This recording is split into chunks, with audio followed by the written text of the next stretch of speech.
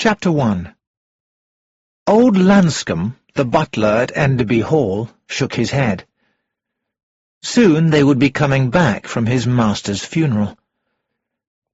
Mr. Richard Abernethie had been a good employer. He had died very suddenly, aged 68. Although he was ill, the family doctor thought that he would live for another 2 years. But the master had never recovered from his son's death 6 months before. Mortimer Abernethie's death was a huge shock, because he was such a strong and healthy young man. Mr. Richard was 24 when his father, Cornelius, died, and he had gone straight into the family business. He ran it successfully, while keeping a very happy home in this huge Victorian house.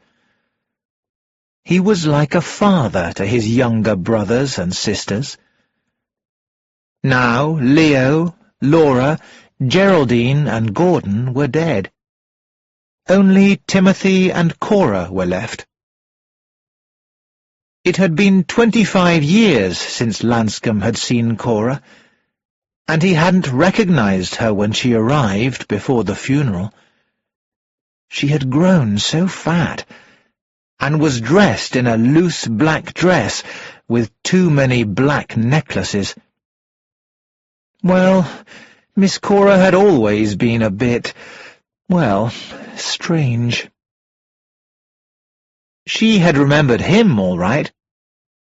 "Why, it's Lanscombe," she had said, and seemed so pleased to see him. They had all been fond of him in the old days.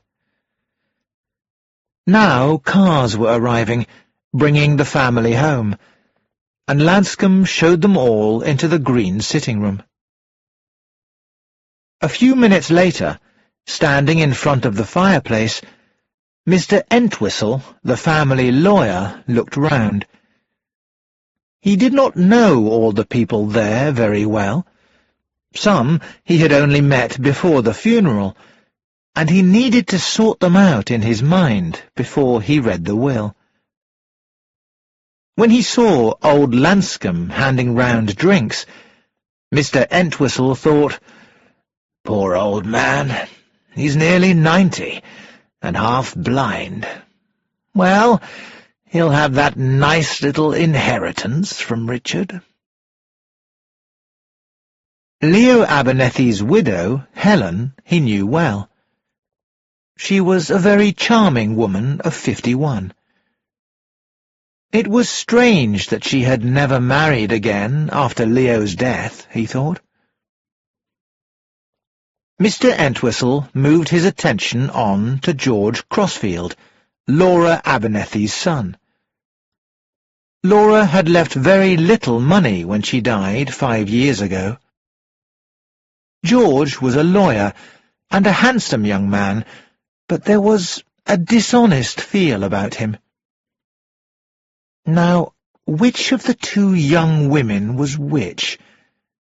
Yes, that was Rosamond, Geraldine's daughter, looking at the wax flowers on the green marble table. She was a beautiful girl, but silly. She was an actress, not a very good one, and she had married an actor, Michael Shane, fair-haired and handsome. "And he knows he is," thought Mr. Entwistle. Susan, the late Gordon Abernethie's daughter, would be much better on the stage than Rosamond, Mr. Entwistle thought. She had far more personality. She also had dark hair and eyes that were almost golden in colour.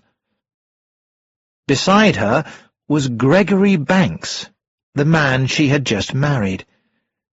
He was a pharmacist's assistant.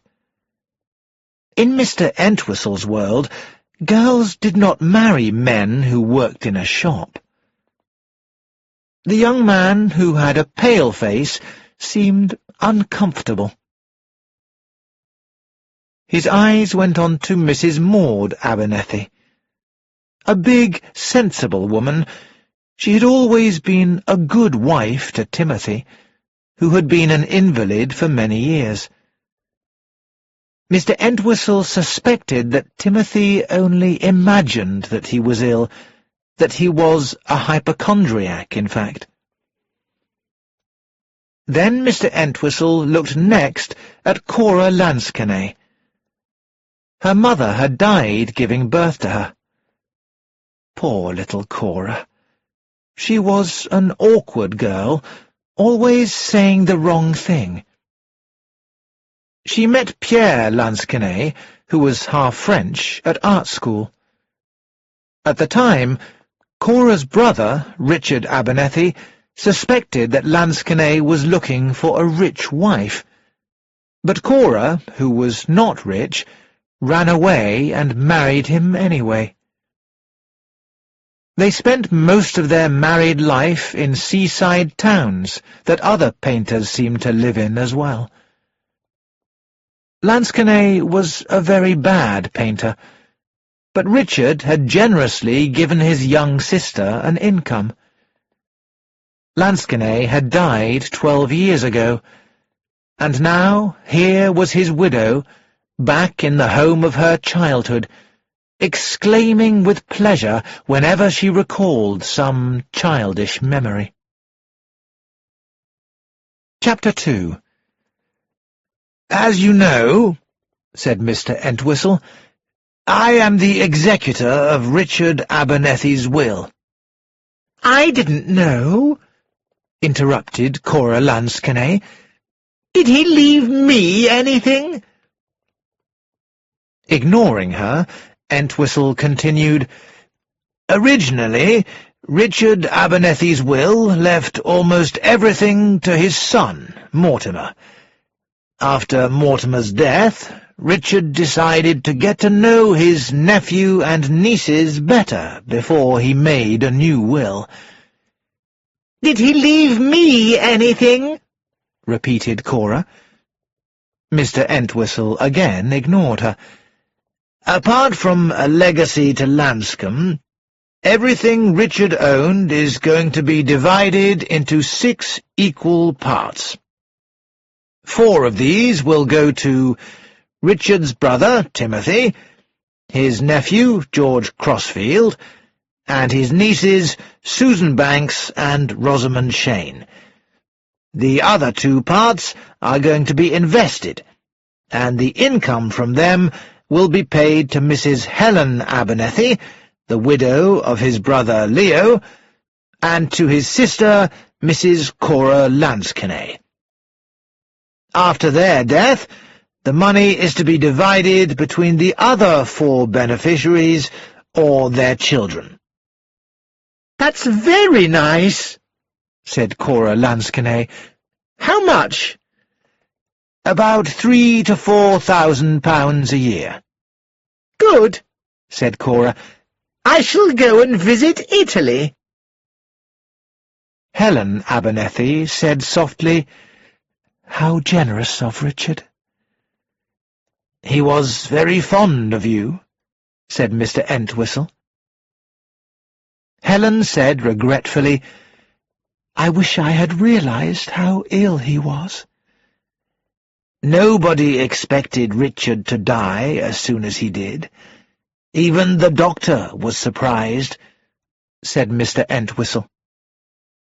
"Suddenly at his residence, it said in the newspaper," said Cora. "I wondered then. Still, it's been kept quiet very nicely, hasn't it? I think you're all right. I mean, it should be kept in the family." The faces that had turned towards her looked amazed. Mr. Entwistle said, "Really, Cora, I'm afraid I don't understand what you mean." Cora Lansquenet looked round in surprise. "But he was murdered, wasn't he?" she said. Chapter 3. As he returned south to London by train, Mr. Entwistle thought about what Cora had said, and how everyone had reacted. Maud had exclaimed, "Really, Cora?" Somebody else had said, "What do you mean?" And at once Cora had said, "Oh, I didn't mean... Oh, but I did think from what he said, and his death was so sudden. Oh, please forget that I said anything at all. I know I'm always saying the wrong thing." And then there had been a discussion about Richard Abernethie's personal belongings. The house and its contents, Mr. Entwistle said, would be sold. Cora's unfortunate comment had been forgotten. After all, Cora had always been, if not subnormal, embarrassingly naive. She had always said unwelcome truths. Mr. Entwistle's thoughts stopped there. Yes, it was because Cora's comments were true that they were so embarrassing. When Mr. Entwistle had looked at Cora earlier, she had not looked like the girl he had known. But Cora's mannerisms were still there, such as the way she tilted her head to one side as she spoke. He remembered two phrases now. "But I did think from what he said," and "his death was so sudden." Yes, Richard's death had been sudden. Richard's doctor had said only months ago that if Richard looked after himself, he might live 2 or 3 years, perhaps longer. Well, doctors could never be sure about how each patient would react to a disease. And Richard Abernethie had no great wish to live after his son Mortimer's death, because there was no child or grandchild of his to inherit his fortune and his business. During the last 6 months, Richard, who had obviously been searching for an heir, had invited to stay with him, at different times, his nephew George, his niece Susan and her husband, and his niece Rosamond and her husband. Richard had also briefly visited his hypochondriac brother, Timothy. The will that Richard had eventually made told Mr. Entwistle how disappointed he was with all of them. Mr. Entwistle remembered what Cora had said earlier that day. "I did think from what he said..." He asked himself, what did Richard say, and when did he say it? Did Richard visit Cora Lansquenet, or was it something he wrote in a letter to her which made her ask that shocking question? "But he was murdered, wasn't he?"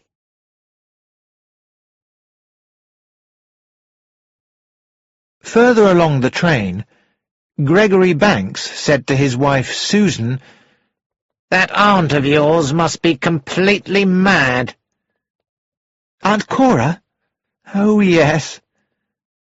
George Crossfield said sharply, "She really shouldn't say things like that. It might put ideas into people's heads." Rosamond's husband, Michael, said, "I think George is right. It's so easy to start people talking." "Well, would it matter? It might be fun," said Rosamond. "Fun?" 4 voices spoke at once. "Having a murder in the family," said Rosamond. "And if he was murdered, who do you think did it? His death has been very convenient for all of us. Michael and I are completely broke. Michael was offered a really good part in a play if he could afford to wait for it, but he couldn't.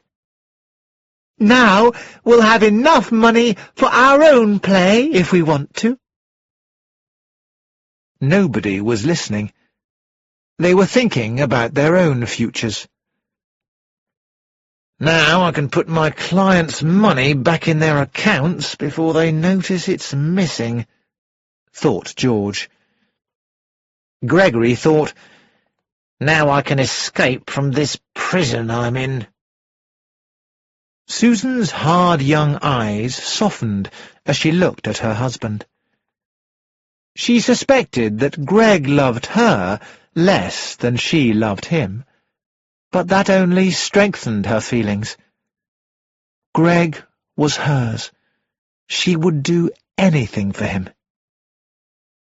Anything.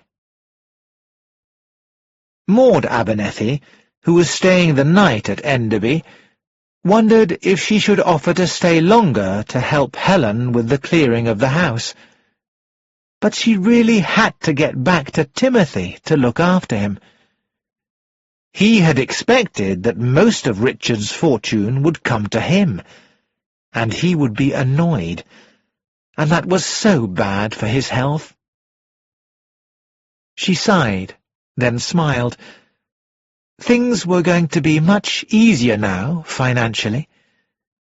They could spend money on plants for the garden, for instance. Helen Abernethie sat by the fire in the sitting-room at Enderby Hall. How worried she had been lately about money. Now, thanks to Richard, all that was over. Helen looked at the bouquet of wax flowers that stood on the green marble table. Cora had been sitting beside it when they had been waiting to go to the funeral. She had been so pleased at being back in her old home. Oh, but the way Cora had asked, "But he was murdered, wasn't he?" The faces all round, shocked, staring at her. And suddenly, seeing the picture of everyone clearly in her mind, Helen frowned. There was something wrong with that picture. Was it an expression on someone's face? Was that it? Something that should not have been there? No, she didn't know what it was, but there had been something, somewhere, that was wrong. Meanwhile, in the cafe at Swindon railway station, a lady in black was waiting for the connecting train to Litchett St. Mary, where she lived. She was eating cakes and looking forward to the future. All those faces, when she had said that about murder. Well, it had been the right thing to say. She smiled like a happy child. She was really going to enjoy herself at last. Chapter 4. At 6:15 the next evening, Mr. Entwistle's telephone rang. The caller informed him that Mrs. Cora Lansquenet had been murdered in her cottage in the village of Litchett St. Mary. The next day, a police inspector named Morton came to see him, and said, "It's not a very easy case, Mr. Entwistle. Let's imagine someone was watching Cora Lansquenet's house and saw her companion, Miss Gilchrist, come out of the house at about 2 o'clock. This someone then deliberately takes the hatchet that was lying by the woodshed, smashes the kitchen window, gets into the house, goes upstairs, and attacks Mrs. Lansquenet. She was hit 6 or 8 times. It was a very violent crime. Then He opens a few cupboards, picks up a few pieces of cheap jewellery, and makes his escape. She was in bed? Yes. She returned late from the north the night before, and woke with a terrible headache. She took some painkillers, but felt no better by lunchtime. She decided to take 2 sleeping pills, and sent Miss Gilchrist into town to change some library books. When this man broke in, he could have taken what he wanted just by threatening her. Why did he need to kill her? It looks like she was sleeping peacefully when she was attacked. "We do hear of pointless murders," Mr. Entwistle said. "Oh, yes. That's why we're looking for any suspicious stranger who was seen in the neighbourhood. The local people all have alibis. Of course, her cottage is up a little road outside the village. Anyone could get there without being seen. There has been no rain for some days, so there aren't any car tracks to go by, in case anyone came by car. There are strange things about the case, Mr. Entwistle. These, for instance." Inspector Morton pushed across his desk a collection of cheap jewellery. "Those are the things that were taken. They were found just outside the house, hidden in a bush. Of course, the companion, Miss Gilchrist, may have killed Miss Lansquenet, but I doubt it. Everyone says they were very friendly." He paused before continuing, "According to you, nobody gains from Mrs. Lansquenet's death?" "I didn't say that," replied Mr. Entwistle. "Mrs. Lansquenet's income was an allowance made to her by her brother. Her house is rented, and the furniture and jewellery would not be worth much to whoever she's left it to.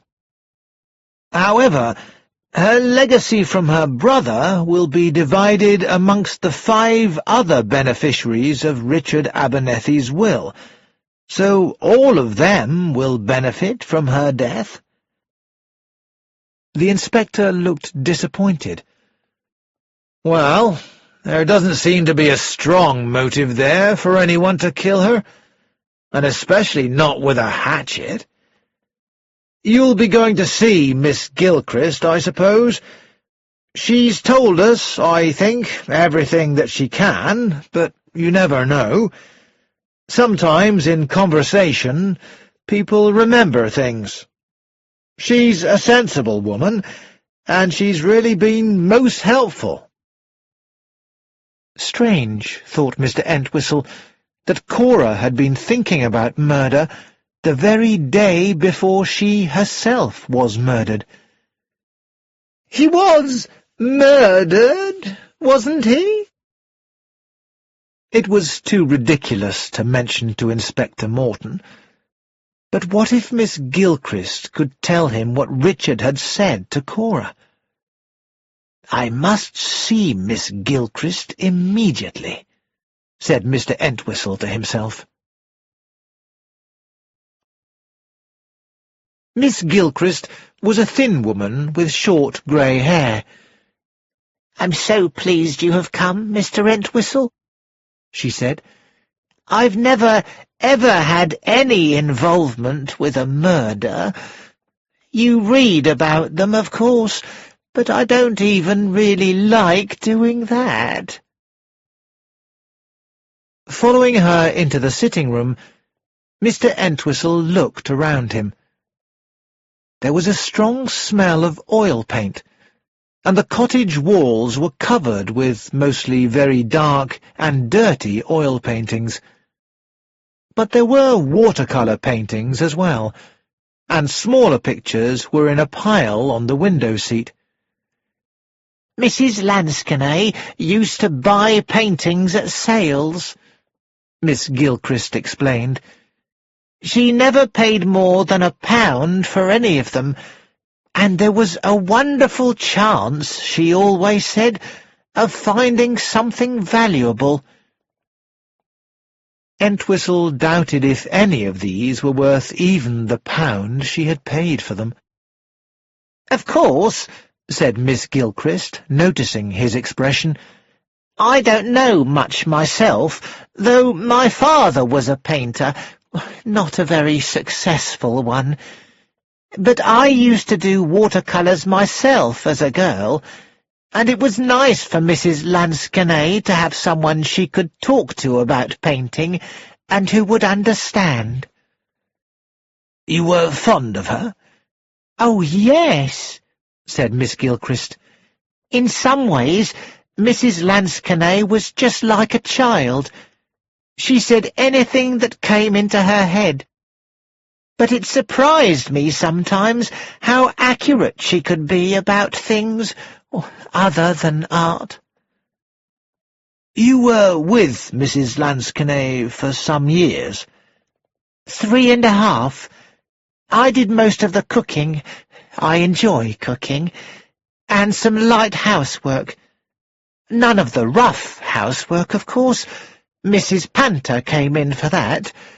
I could not possibly have been a servant. I used to have a little tea-room, the Willow Tree. It was a lovely place. All the cups and plates were blue, and the cakes were really good. I was doing well, and then the war came, and food supplies were cut, and I had to close the tea-room and had no money to pay the rent. And so I had to look round for something to do, but I had never been trained for anything. I went to work for one lady as her companion, but she was so rude. And then I came to Mrs. Lansquenet, and we were friends from the start." Miss Gilchrist added sadly, "How I loved my dear, dear little tea-room. Such nice people used to come to it.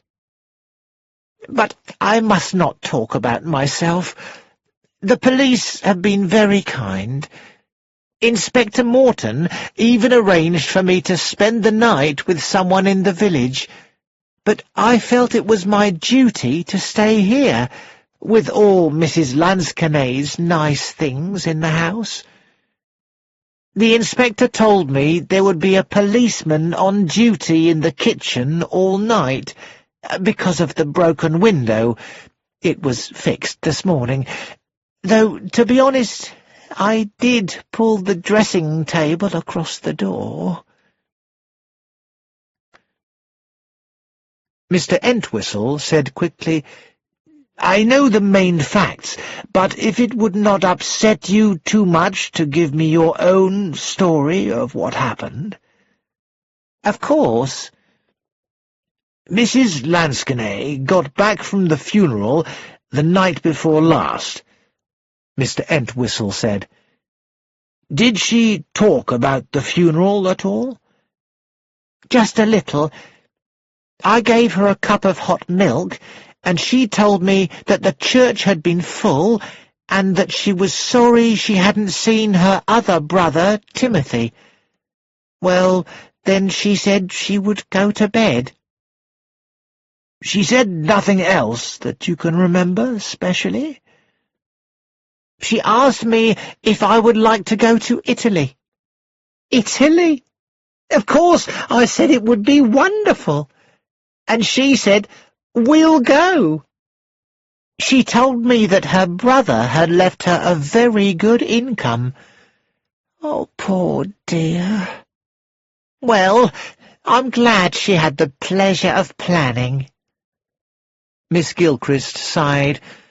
"I don't suppose I shall ever go to Italy now."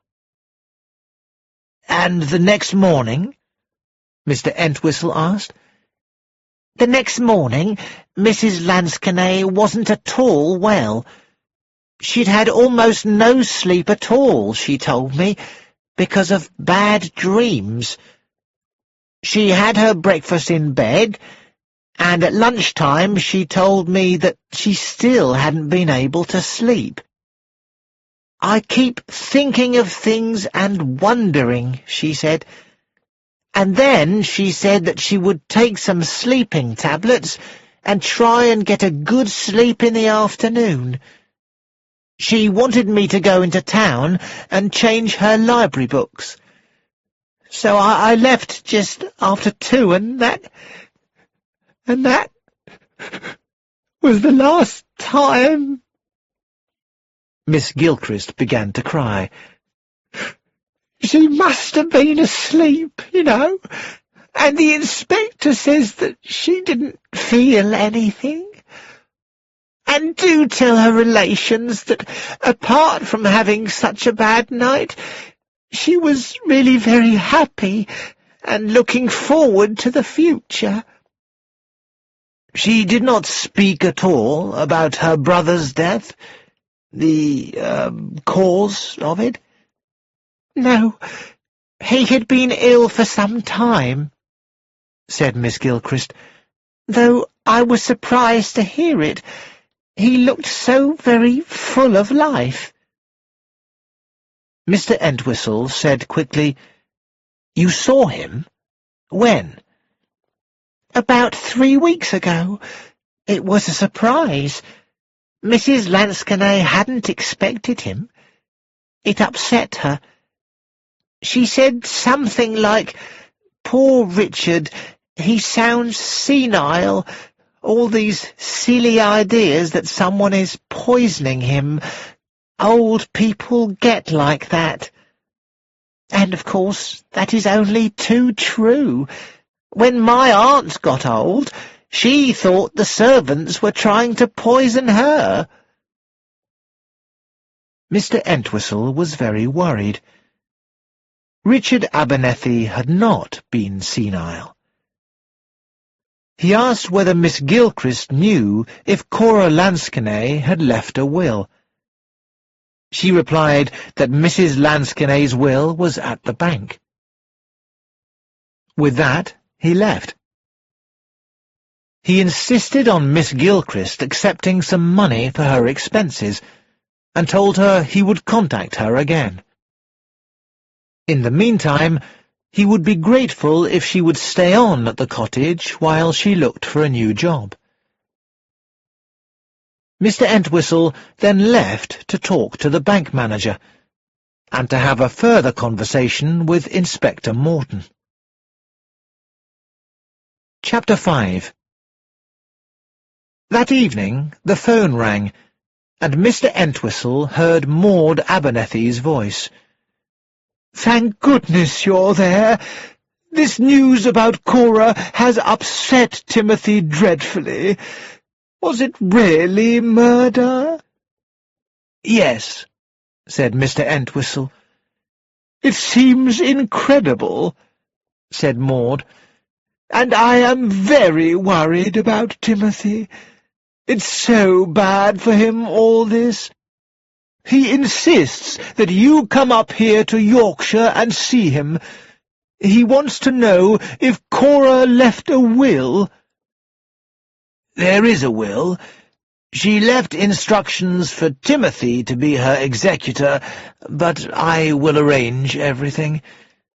She left her own paintings and a piece of jewellery to her companion, Miss Gilchrist, and everything else to her niece, Susan." "To Susan? But why Susan?" "Perhaps because she thought Susan had made a marriage that the family disapproved of. When all the bills are paid and the furniture is sold, I doubt Susan will get more than £500. The inquest will be next Thursday. I will need Timothy's signature on certain documents, as he is the executor, so I think it might be a good thing if I did come and see you." "That is wonderful. Tomorrow? And you'll stay the night? The best train is the 11:20 from St. Pancras." "I will have to take an afternoon train, I'm afraid. I have other business in the morning." Mr. Entwistle's other business was visiting George, Rosamond, and Susan. Mr. Entwistle said, "I tried to phone you the day after the funeral, but you weren't in the office." "They never told me," said George Crossfield. "I thought I should have a day off after the good news." "The good news?" George's face went red. "Oh, I didn't mean Uncle Richard's death, but knowing you've inherited money certainly makes you feel lucky. So, I went to the horse races at Hurst Park, and I placed bets on 2 horses that won. I only made £50, but it all helps pay the bills." "Oh, yes," said Mr. Entwistle, "and there will now be additional money coming to you as a result of your Aunt Cora's death." "Poor old girl," George said. "It does seem bad luck, doesn't it? I expect the police will question all the strange characters in the neighbourhood and make them prove where they were when the murder happened. Not so easy if a little time has passed," said Mr. Entwistle. "I was in a bookshop at 3:30 on that day, but would I remember that if I was questioned in 10 days' time? Would you remember which day you went to the races in, say, a month's time?" "Oh, I would remember, because it was the day after the funeral." "True, true. And then you bet on 2 winning horses. You wouldn't forget that. Which were they, by the way?" "Gaymark and Frog too. Yes, I won't forget them in a hurry." Mr. Entwistle gave a small laugh and left.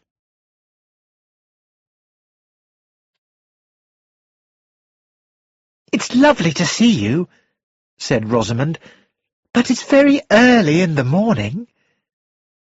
"It's 11 o'clock, said Mr. Entwistle. Michael Shane appeared, yawning. The lawyer did not approve of the young Shane's way of living. He disliked the bottles and glasses that lay about the sitting-room, and the untidiness of it all. But Rosamond and Michael were certainly a very handsome couple, and they seemed very fond of each other. Mr. Entwistle said, "I have just come back from Litchett St. Mary." "Then it was Aunt Cora who was murdered?" Rosamond said. "We saw it in the newspaper, and I said it must be. 2 murders, one after another." "Don't be silly, Rosamond," said Michael. "Your Uncle Richard wasn't murdered." "Well, Cora thought he was." Mr. Entwistle interrupted. "You did come back to London after the funeral, didn't you? I ask because I phoned you the following day, several times, in fact, and couldn't get an answer." "Oh, dear. We were here until about 12, and then Michael went to lunch with someone. I had a lovely afternoon shopping, and then we had dinner at a Spanish restaurant. We got back here about 10 o'clock that night, I suppose." Michael was looking thoughtfully at Mr. Entwistle. "What did you want to ask us, sir?" "Oh, just some things about Richard Abernethie's estate." Rosamond asked, "Do we get the money now, or not for a long time?" "I'm afraid," said Mr. Entwistle, "that the law is full of delays." "But we can get some money in advance, can't we?" Rosamond looked worried. It's very important, because of the play." Michael said pleasantly, "No, there's no real hurry. It's just a question of deciding whether to finance the play or not." "It will be very easy to advance you some money," said Mr. Entwistle. "Then that's all right." Rosamond gave a sigh of relief. "Did Aunt Cora leave any money?" "A little. She left it to your cousin, Susan." "Why Susan? Is it much?" "A few £100 and some furniture." "Nice furniture?" "No," said Mr. Entwistle. Rosamond lost interest. "It's all very strange, isn't it?" she said. "There was Cora, after the funeral, suddenly saying he was murdered, and then, the very next day, she is murdered. I mean, it is strange, isn't it?" Mr. Entwistle said quietly, "Yes, it is very strange."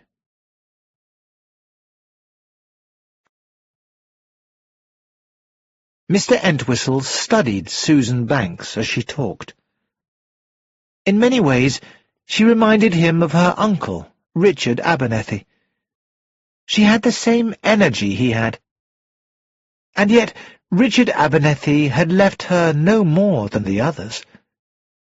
The reason must be because he didn't like her husband. Mr. Entwistle looked at Gregory Banks, a thin, pale young man with reddish hair. He was quite pleasant, and yet there was something about him that made Mr. Entwistle uneasy. What had attracted Susan to him?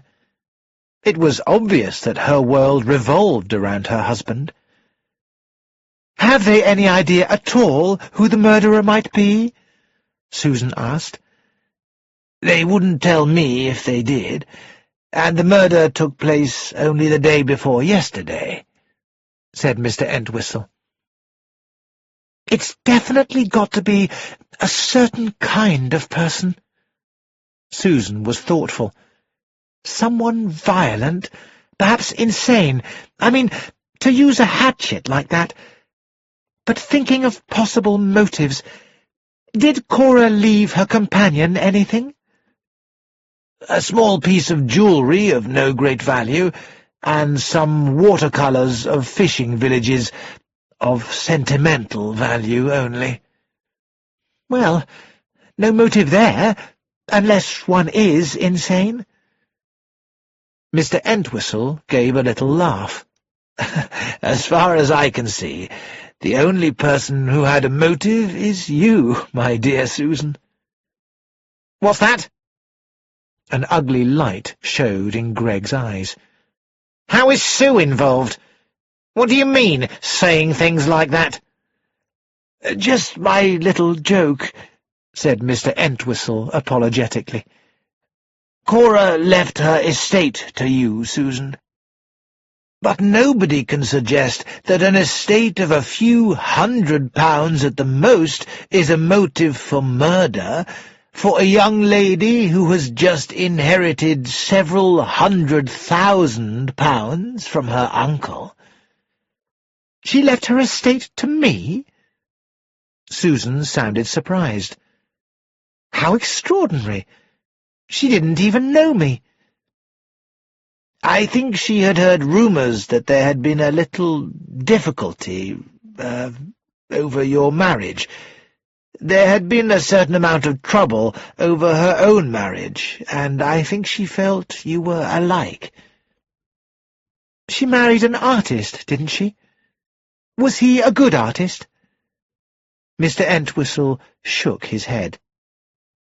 "Are there any of his paintings in the cottage?" "Yes." "Then I shall judge for myself," said Susan. "Is there anybody at the cottage now?"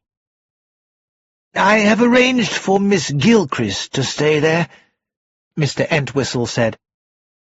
"Your aunt made your Uncle Timothy her executor, so I will tell him of your decision to go down to the cottage. And what are your plans for the future? I've got my eye on a building in Cardigan Street, where I want to open a beauty salon. I suppose you can advance me some money. I may have to pay a deposit." "I can arrange that," said Mr. Entwistle. "I telephoned you the day after the funeral several times, but could get no answer. I thought perhaps you might like an advance. I wondered whether you might have gone out of town." "Oh, no," said Susan quickly. "We were in all day." Greg said gently, "You know, Susan, I think our telephone wasn't working that day. I couldn't get through to someone I telephoned in the afternoon. I meant to report it, but it was all right the next morning." "Telephones," said Mr. Entwistle, "can be very unreliable sometimes." Susan said suddenly, "How did Aunt Cora know about our marriage?" "Richard may have told her. She changed her will about 3 weeks ago, just about the time he had been to see her." Susan looked surprised. "Did Uncle Richard go to see her? I'd no idea. So that was when—" "When what?" "Nothing," said Susan. Chapter 6. "It's very good of you to come," said Maud Abernethie, as she led Mr. Entwistle to a very old car. "I'm sorry about this old thing. In fact, it broke down when I was coming back after the funeral. I had to walk a couple of miles to the nearest garage and stay at a small hotel while they fixed it, and that upset Timothy. I try to keep things from him as much as possible, but some things I can't do anything about. Cora's murder, for instance. I had to ask Dr. Barton to give him something to calm him down. It seems so strange for someone to break in and murder her in the middle of the afternoon. If you broke into a house, surely you'd do it at night. And there must have been times during the day when both Cora and her companion were out, and the house was empty. It doesn't make sense to commit a murder unless it's absolutely necessary." Does murder ever make sense? It depended, Mr. Entwistle thought, on the mind of the murderer. They arrived at a very large house which badly needed painting. "We have no servants," said Maud slightly angrily as she led the way in. "Just a couple of women who come in every morning. If I have to go out in the afternoon, Timothy is completely alone." Maud led the way into the sitting-room, where she had already put tea-things by the fireplace, and, seating Mr. Entwistle there, disappeared. She returned in a few minutes, with a teapot and homemade cake. Looking at Maud in the light of the fire, Mr. Entwistle suddenly felt sad. Maud Abernethie had not had any children, but she was a woman built for motherhood. Her hypochondriac husband had become her child, to be guarded and watched over. "Poor Maud," thought Mr. Entwistle. "It is good of you to come, Entwistle." Timothy raised himself up in his chair as he held out a hand. "I mustn't do too much," he said. "The doctor's forbidden it. You'll have to do everything for me, Entwistle. I can't go to the inquest or be bothered by business of any kind connected with Cora's estate. What happens to Cora's share of Richard's money?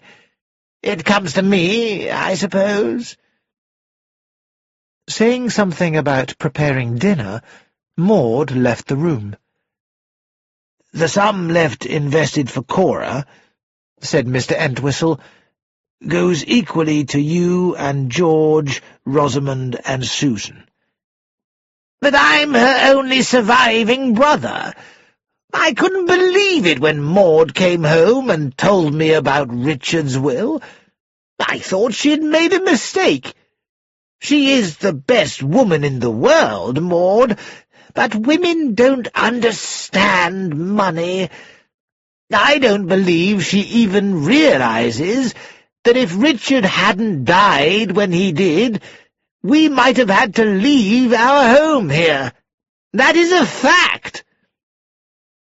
"Surely, if you had asked Richard—" Timothy gave a short laugh. "I did say once to Richard that this place was getting a bit expensive to run, and he said that we would be much better off in a smaller place altogether. It would be easier for Maud, he said. Oh, no, I wouldn't have asked Richard for help. But I can tell you, Entwistle, that the worry affected my health badly. Then Richard died, and I felt so relieved about the future. But what hurt me was how Richard left his money. I assumed that he would leave everything to me.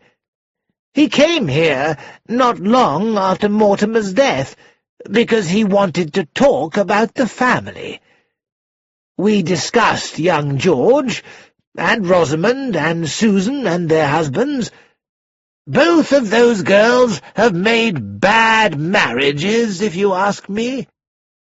Well, I thought Richard was asking for my advice, because I would be head of the family after he died, and so I thought the control of the money would be mine."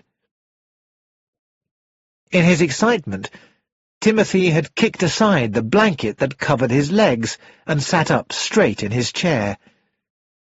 He looked, Mr. Entwistle thought, a perfectly healthy man. "Will you have a drink, Entwistle?" "Not quite so soon. Maud has just given me an excellent tea." Timothy looked at him. "She's a capable woman, Maud. She even fixes that old car of ours. She's a good mechanic, in her way, you know." "Yes, I hear the car broke down coming back from the funeral. Timothy, I don't know how much Maud told you about the funeral and the relatives. Cora said that Richard had been murdered. Perhaps Maud told you." Timothy laughed. "That's just the sort of thing Cora would say." Maud came into the room and said firmly, "I think, Timothy dear, that Mr. Entwistle has been with you long enough. You really must rest. If you have arranged everything—" "Oh, we've arranged things. I'll leave it all to you, Entwistle. You'll see to Cora's funeral, won't you? We shan't be able to come, but send an expensive wreath from us." Mr. Entwistle left for London by the breakfast train the following morning. When he got home, he telephoned a friend of his. Chapter 7. "I can't tell you how pleased I am that you were able to see me so soon," Mr. Entwistle said, as Hercule Poirot led him to a chair by the fire. On one side of the room, a table was laid for two. Poirot said, "You are welcome, mon ami. I returned from the country this morning, and you have something you wish to discuss with me?" "Yes, it's a long story, I'm afraid." Then we will not have it until after we have eaten. George?"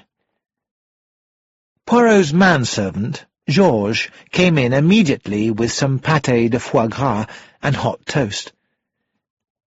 "We will have our pâté by the fire," said Poirot.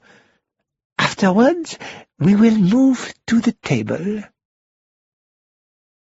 It was an hour and a half later that Mr. Entwistle sighed happily. "You certainly know how to eat well, Poirot."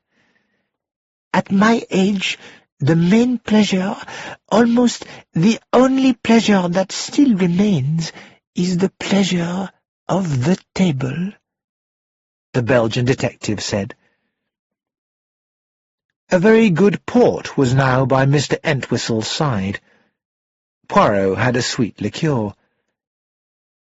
"I don't know," said Mr. Entwistle, "whether I'm making a fool of myself, but I'm going to put the facts before you, and then I'd like to know what you think."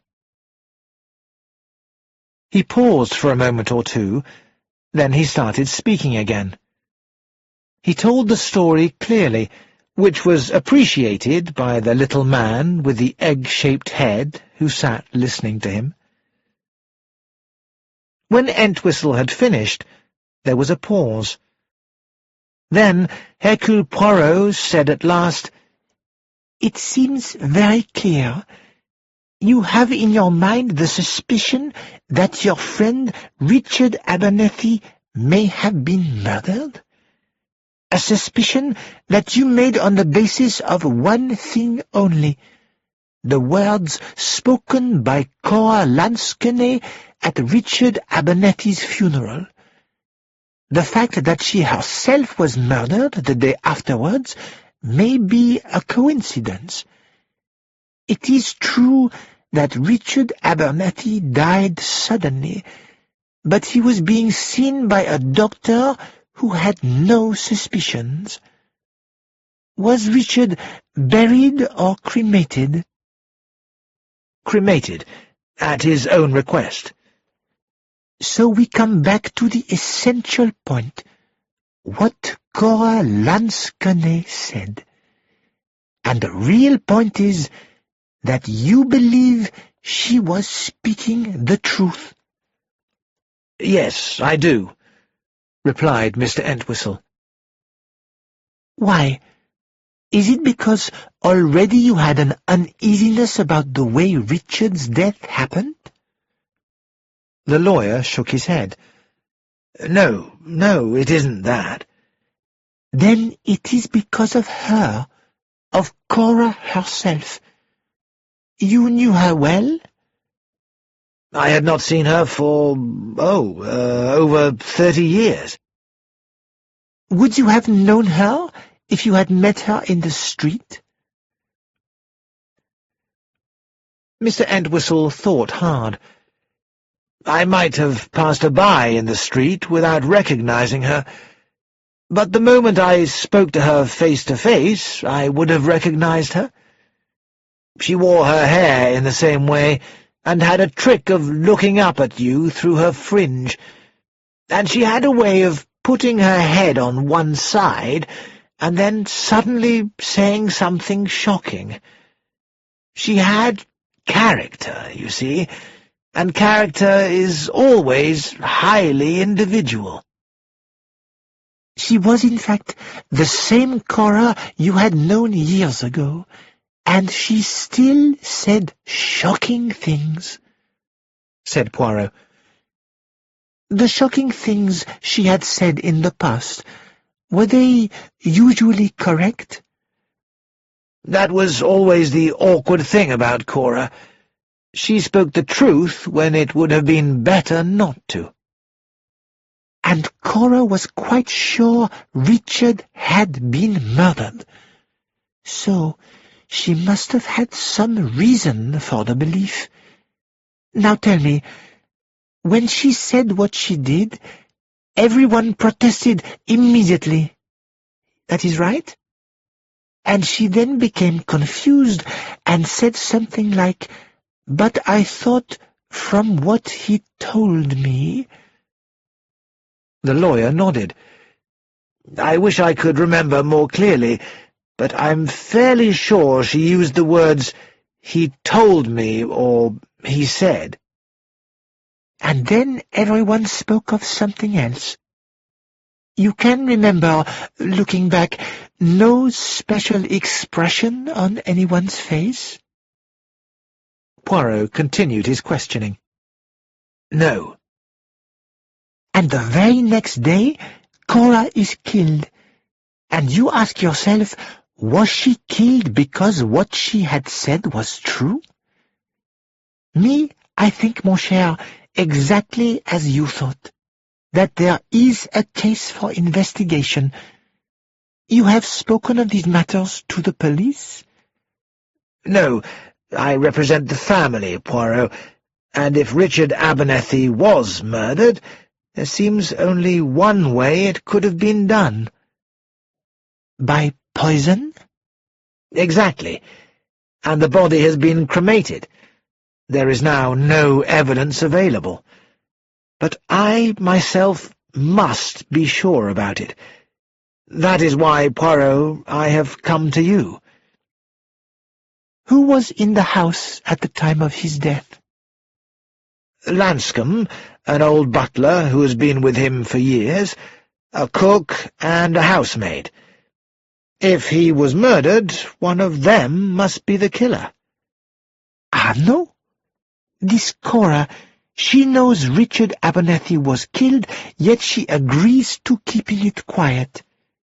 Therefore, it must be one of the family who is responsible. But we shall never be able to prove anything in the case of Richard Abernethie. However, the murder of Cora Lansquenet is different. Once we know who, then it should be possible to get the evidence we need. You have already done something?" Poirot asked. "I hoped that by a few casual questions I could clear certain members of the family from suspicion, perhaps all of them. In which case Cora would have been wrong, and her own death must have been done by a criminal who broke in. After all, it is simple. What were the members of the Abernethie family doing on the afternoon that Cora Lansquenet was killed?" "Eh bien," said Poirot, "what were they doing?" "George Crossfield was at Hurst Park horse races. Rosamond Shane was shopping in London. Her husband was at lunch discussing a play. Susan and Gregory Banks were at home all day. Timothy Abernethie was at his home in Yorkshire, and his wife was driving herself home from Enderby." Hercule Poirot nodded. "Yes, that is what they say. And is it all true?" "I don't know, Poirot. George may have been at Hurst Park races, but I do not think he was. He said that he had bet on a couple of winners. I asked him the names, and both horses he named had, I found, been expected to win, but only one had." "Interesting. Had this George any urgent need for money at the time of his uncle's death?" "I have no evidence, but I suspect that he has been gambling with his client's money." He sighed. "As for Rosamond, she is lovely, but not very intelligent. Her husband, Michael Shane, is a man with ambition. But I have no reason to suspect him of a violent crime. However, until I know that he really was doing what he says he was doing, I cannot take him off my list of suspects." "You have no doubts about Rosamond, the wife?" No. She is a delicate-looking creature."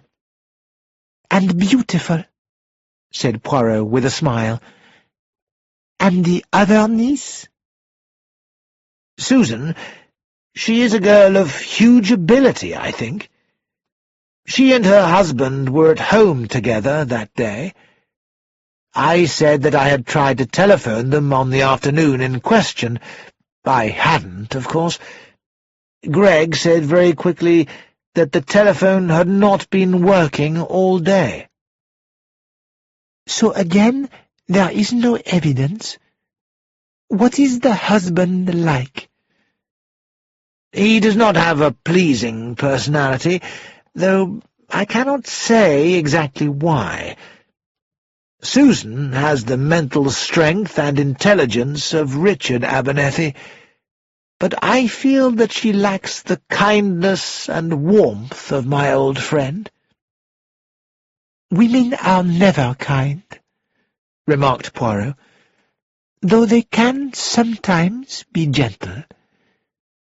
Does she love her husband? She loves him almost too much, I would say. Me, I am not so sentimental about beautiful young ladies.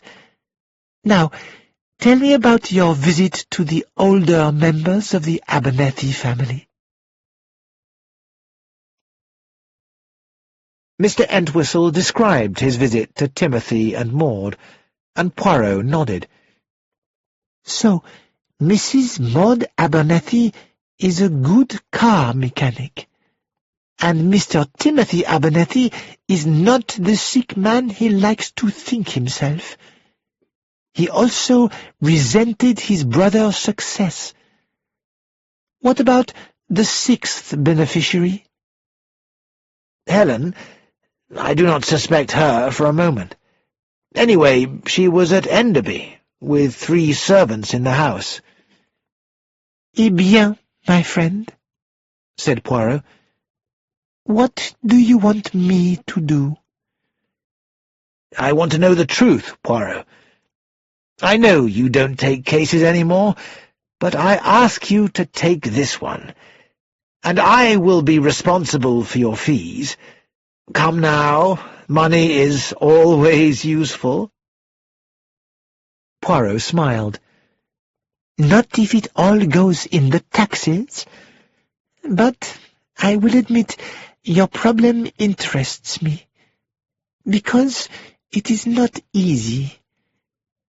But I think it will be best if you yourself talk to the doctor who was looking after Mr. Richard Abernethie.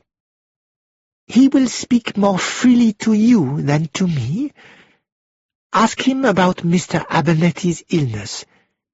Find out what medicines Mr. Abernethie was taking at the time of his death, and even before. Find out if he ever said anything to his doctor about being poisoned. By the way, this Miss Gilchrist is sure that he used the term poisoned in talking to his sister? Mr. Entwistle thought for a moment. It was the word she used, but she is the sort of witness who might change the actual words used, thinking that complete accuracy isn't important. I can talk to her again. Yes, or I will do so. Poirot now said, in a different voice, Has it occurred to you that your Miss Gilchrist may be in some danger herself? Cora spoke her suspicions on the day of the funeral. The question in the murderer's mind will be, did Cora tell them to anybody when she first heard of Richard's death? And the most likely person for her to have spoken to about them would be Miss Gilchrist. I think, mon cher, that she should not be alone in that cottage. Chapter 8. Dr. Larrabee, when questioned by Mr. Entwistle about the possibility of Richard Abernethie being poisoned, denied it at once. Entwistle, who is making this suggestion? Abernethie never even suggested that one of his relations wanted him out of the way? Mr. Entwistle asked. No. Mr. Entwistle told him of Cora's comment at the funeral, and Dr. Larrabee smiled. My dear fellow, the explanation for that is simple. The woman is at a certain time of life, searching for excitement, unbalanced, unreliable. She might say anything. They do, you know. You may be right, Mr. Entwistle said, standing up. Unfortunately, we can't ask her, as she's been murdered herself. What? You've probably read about it in the paper. Mrs. Lansquenet at Litchett St. Mary in Berkshire. I had no idea she was a relation of Richard Abernethie's. Dr. Larrabee was looking worried now. Back at Enderby, Mr. Entwistle asked the old butler what his plans were. Mrs. Helen Abernethie has asked me to stay on until the house is sold, sir. He sighed.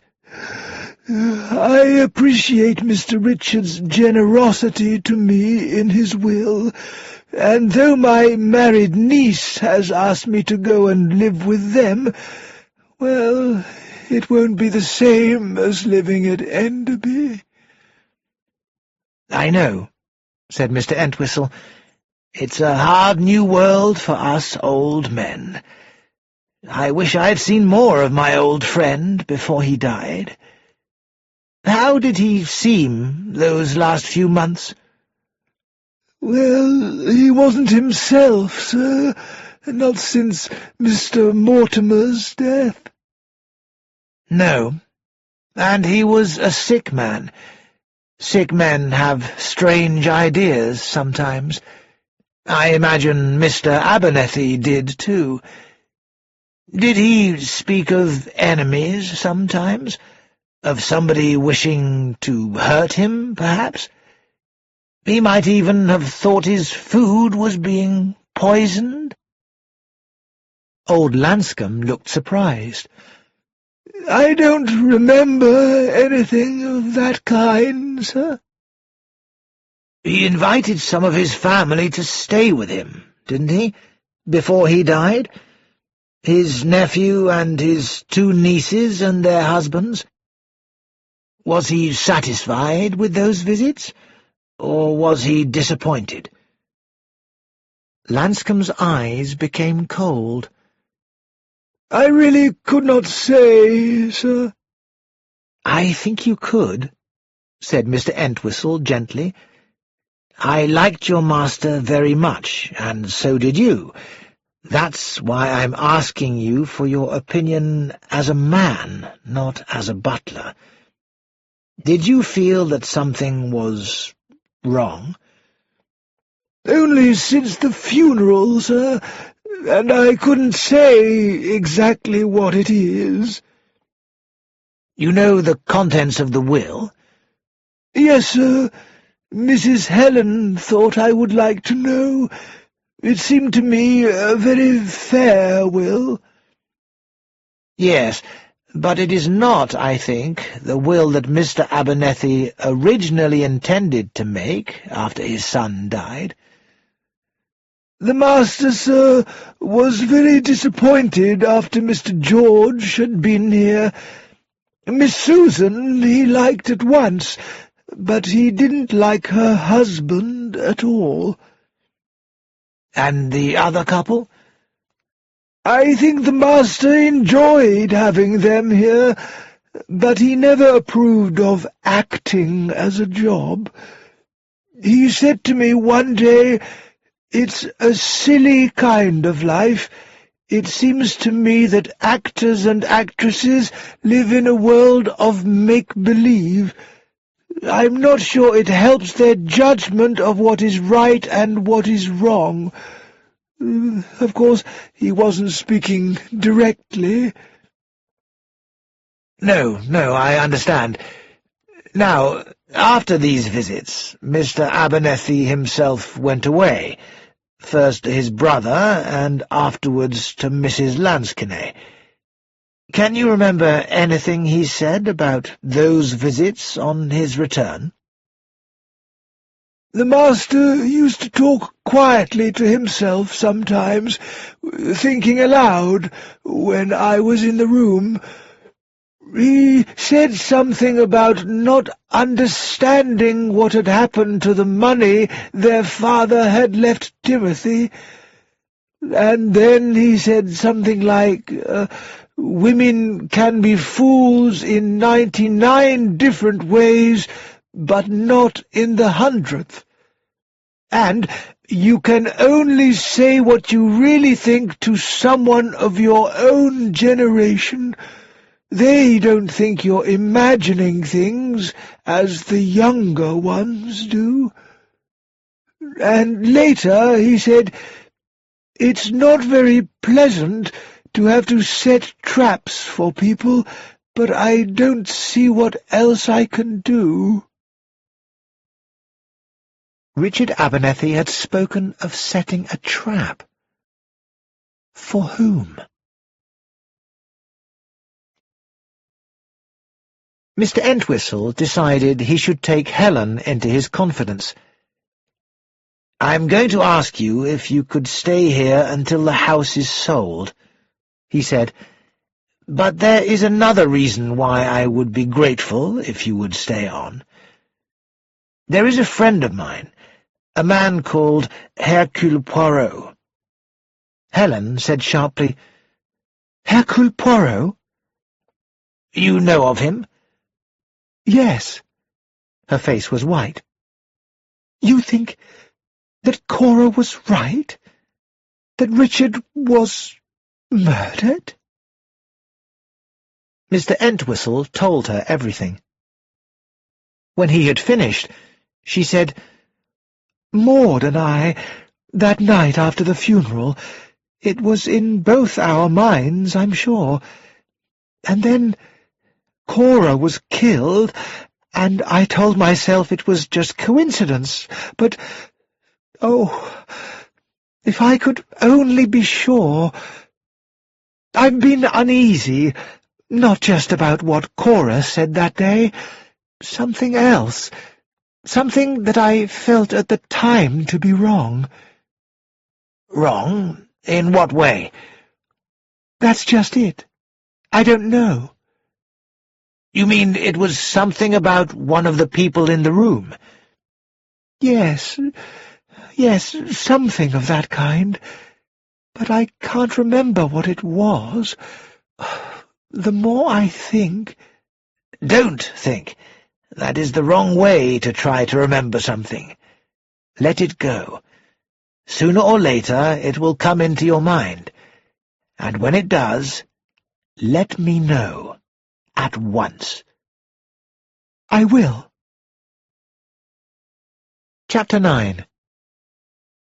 The front doorbell rang, and for some reason Miss Gilchrist felt nervous. She went unwillingly to the door, telling herself not to be so silly. A young woman, dressed in black and carrying a small suitcase, was standing on the step outside. She noticed the nervous look on Miss Gilchrist's face, and said quickly, "Miss Gilchrist, I'm Mrs. Lansquenet's niece, Susan Banks." "Oh, dear, yes, of course. Do come in, Mrs. Banks. I didn't know you were coming down for the inquest. I would have had something ready, coffee or tea." Susan Banks said quickly, "I don't want anything. I'm so sorry if I frightened you." "Well, I'm not usually nervous, but perhaps it's just the inquest. I have been nervous all this morning.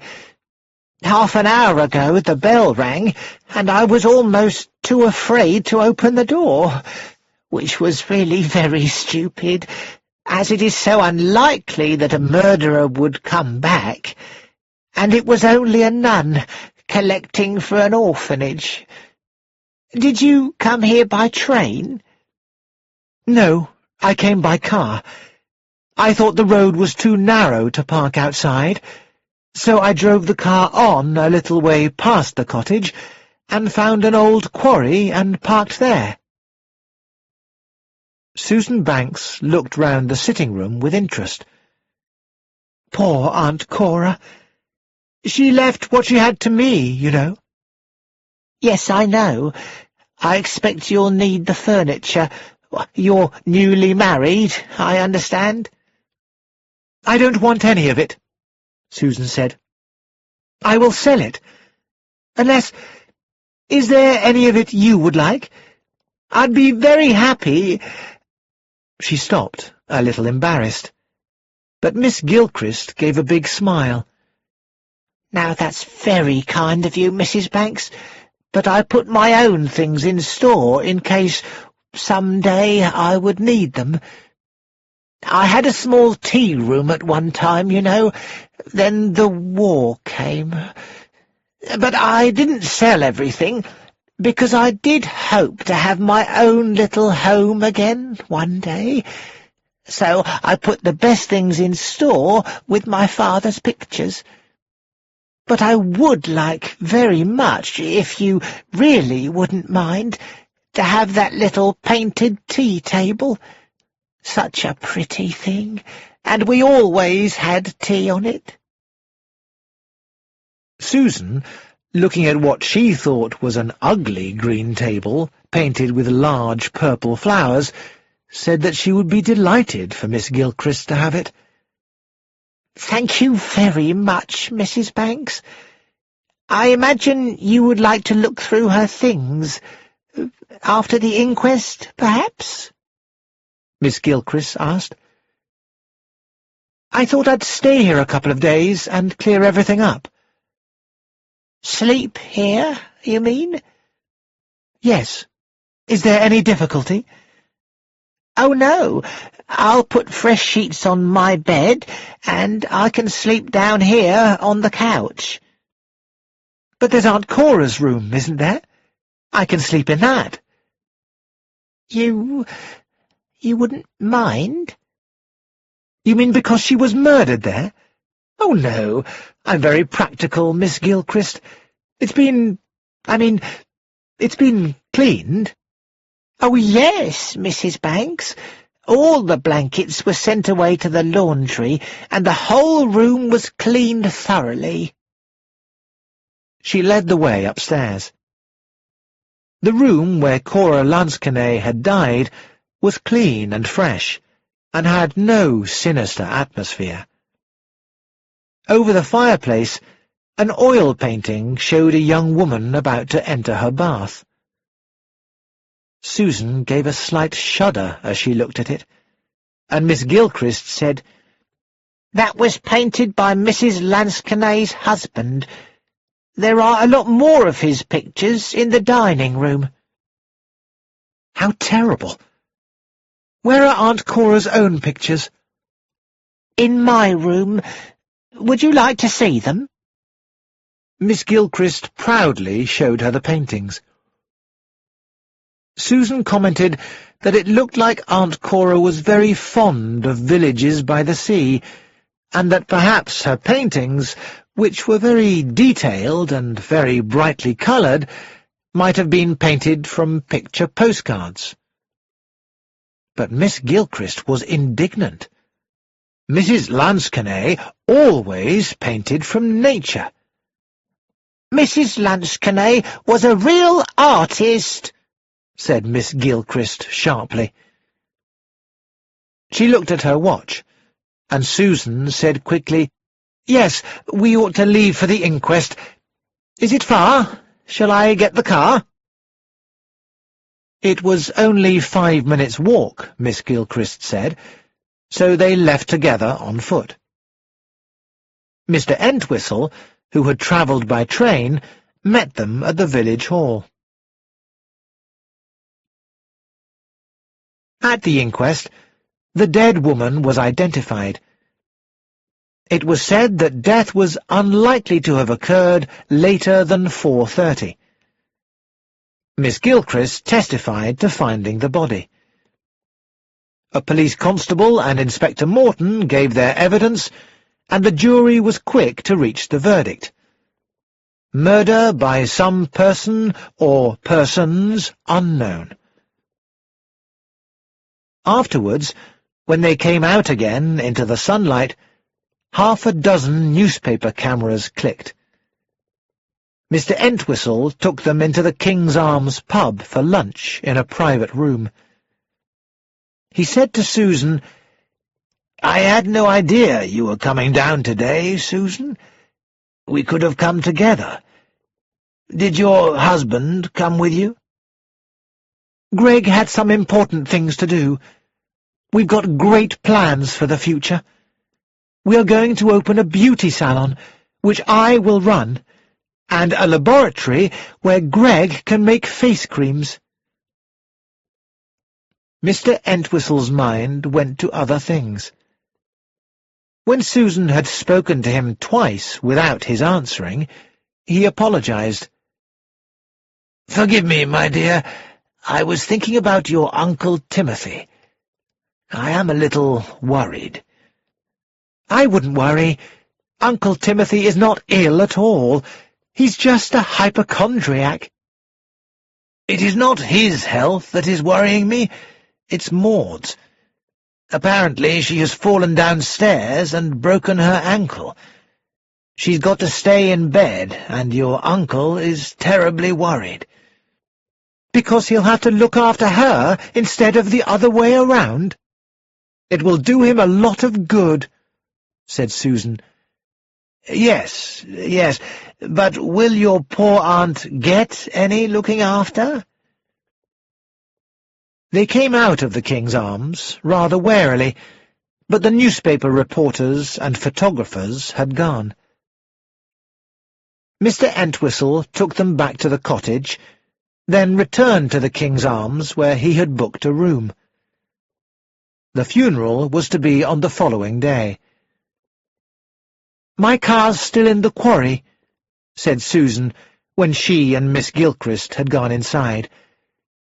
"I'll go and get it and drive it along to the village later." Miss Gilchrist said anxiously, "You will do that in daylight, won't you?" Susan laughed. "You don't think the murderer is still nearby, do you?"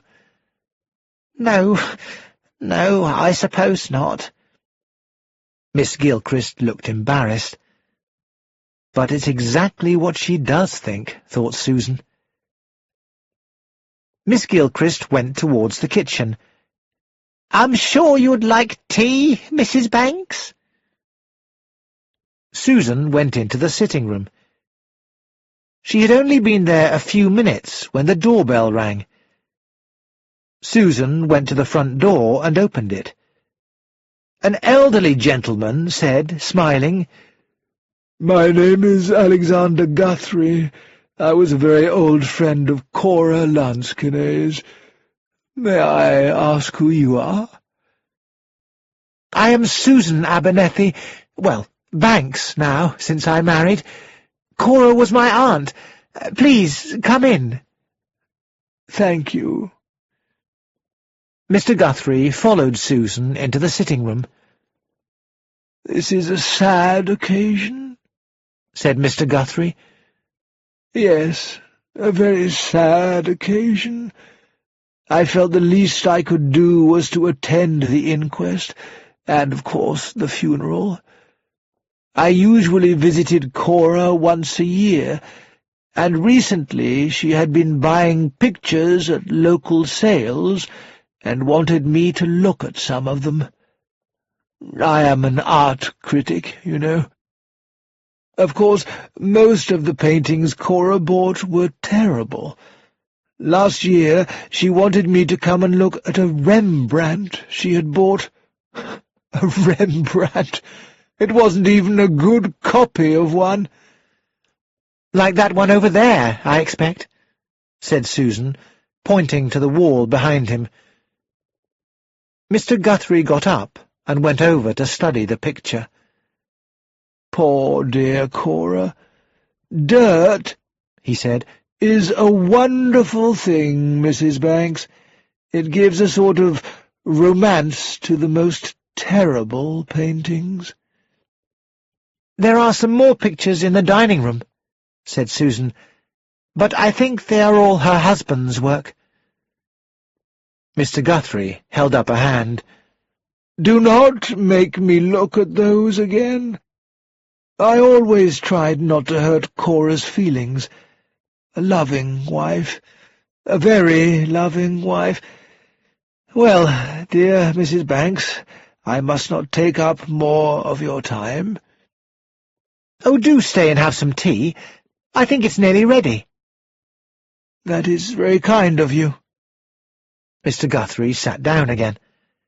"I'll just go and see."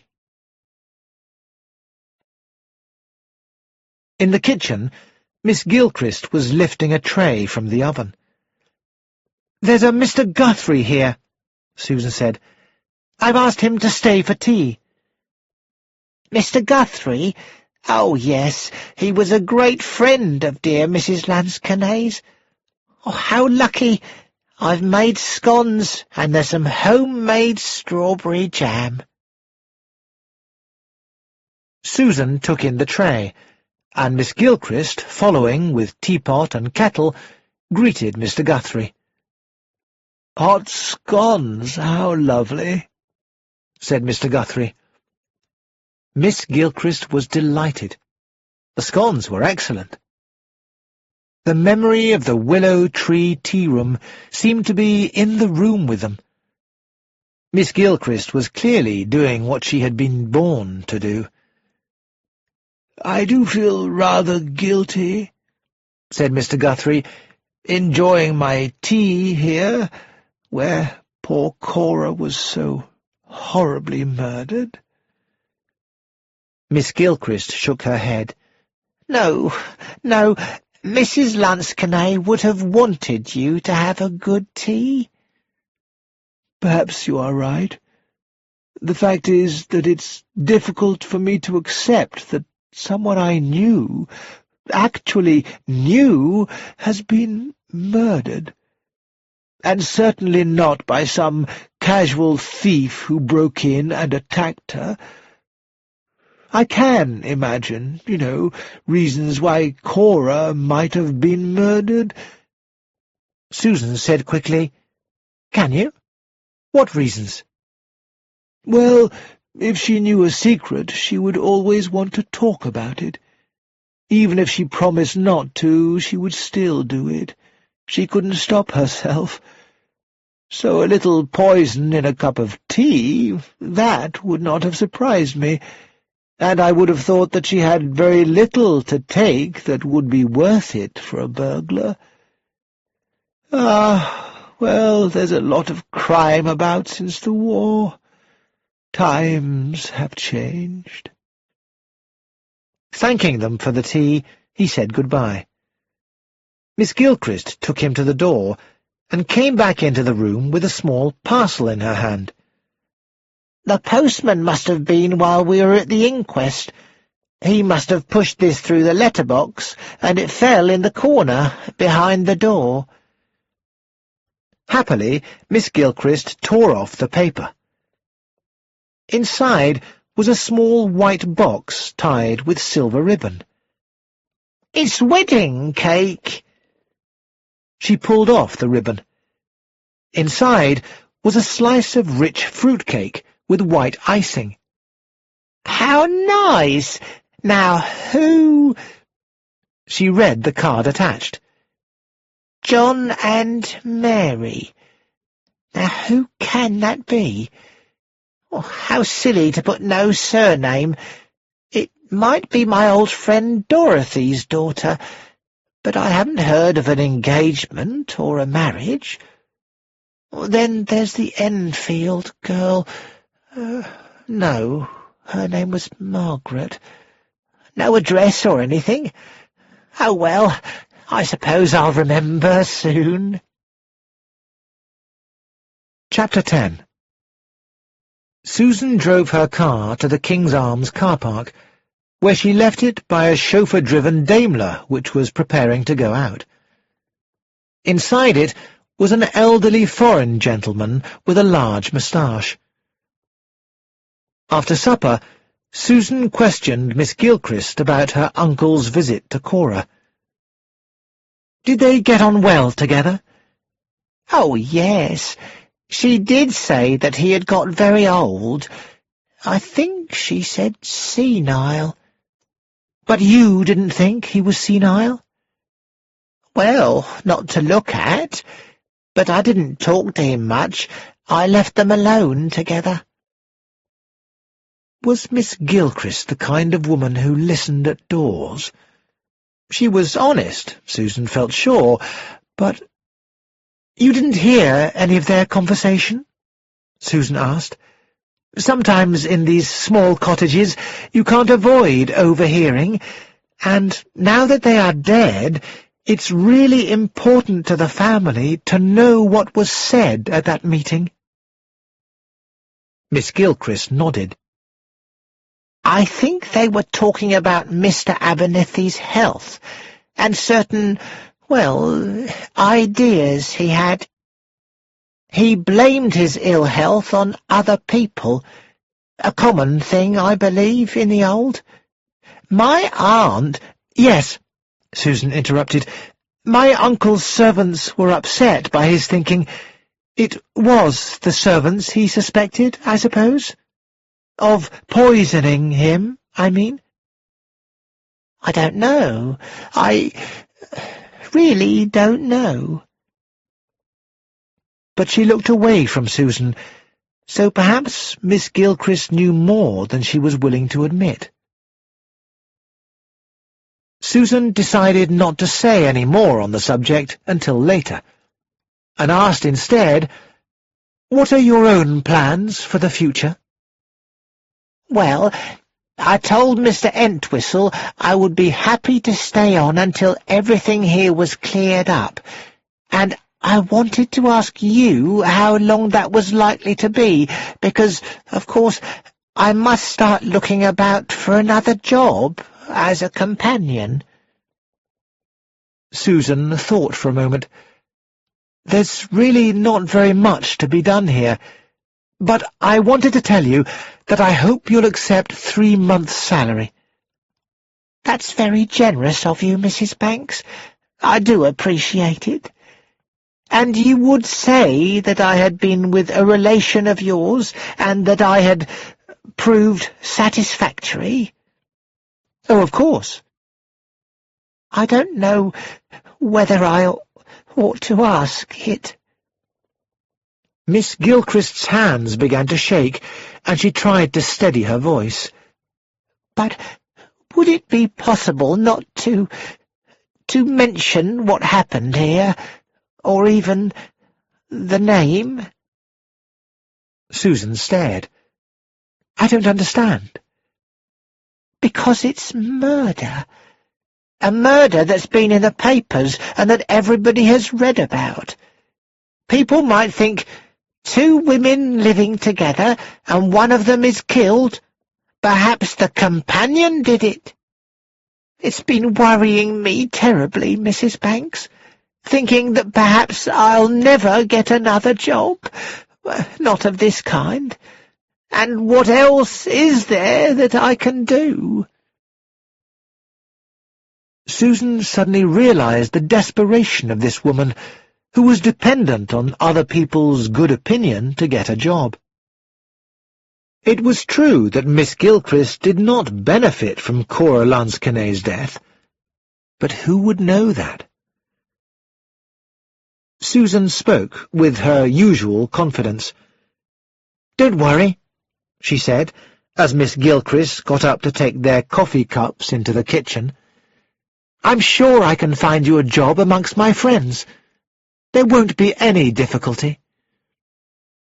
And, just moments later, an idea came to her.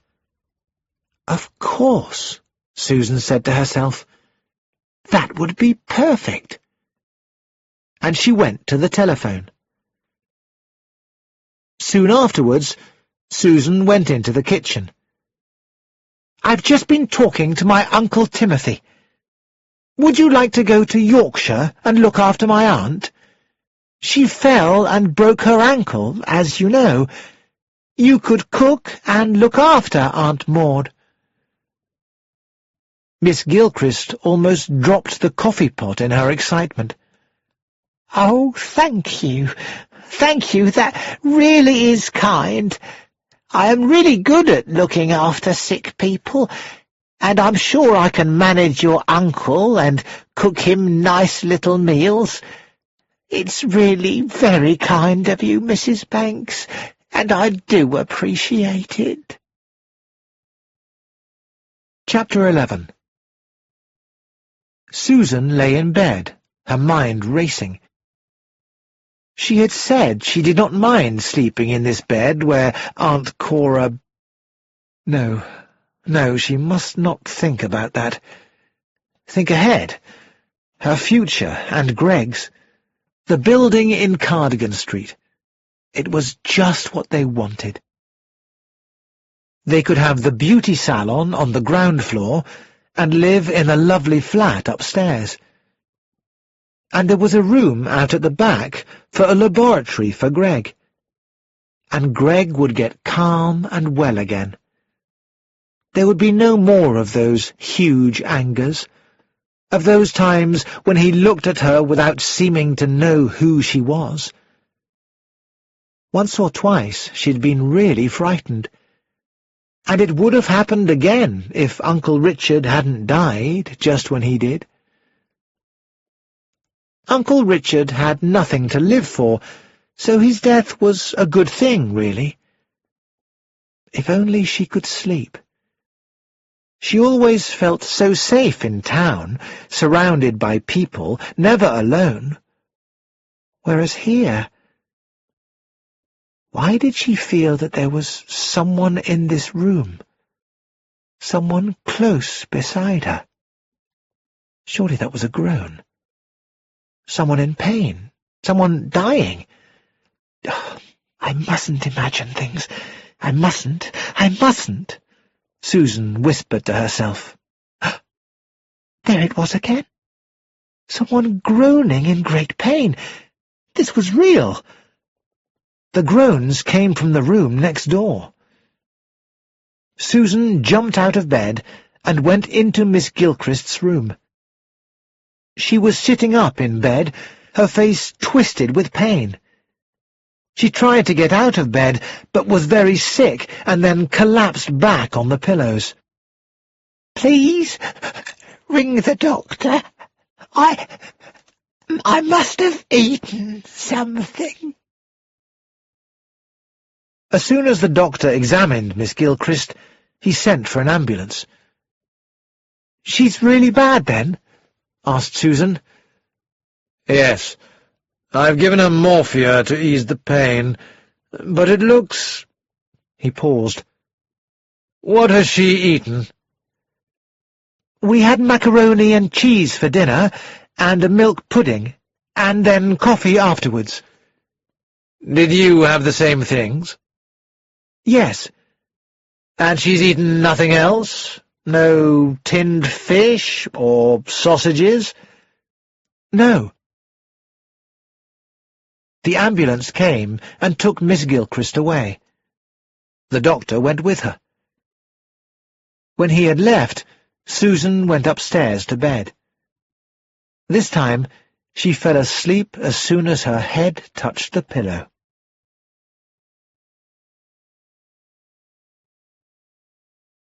A large number of people came to Cora Lansquenet's funeral.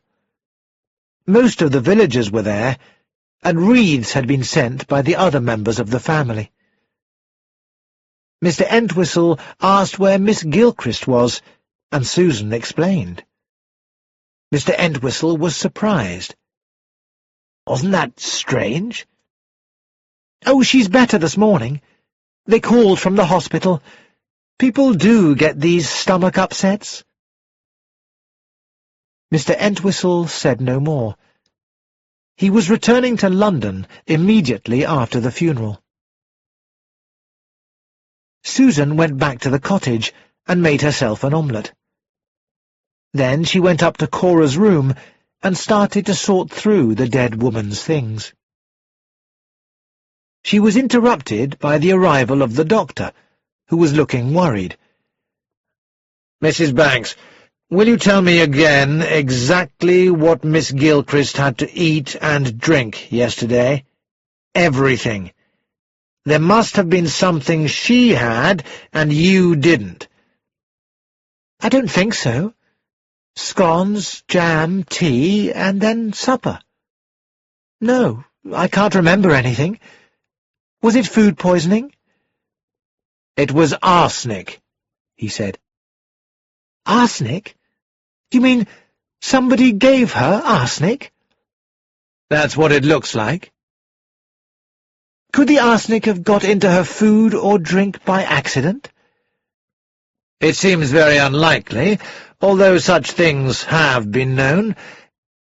But if you and she ate the same things—" Susan gave a sudden exclamation. "Why, of course! The wedding cake! I didn't have any of that, though she offered me some." Susan explained about the cake that had arrived. "Strange. And you say she wasn't sure who sent it? Is there any of it left? Or is the box it came in still here somewhere?" "I don't know." They found the white box in the kitchen, with a few very small pieces of cake still in it. "I'll take this," the doctor said. "Do you have any idea where the wrapping paper it came in might be?" They looked, but they did not find it. "You won't be leaving here just yet, Mrs. Banks?" His voice was friendly, but it made Susan feel a little uncomfortable.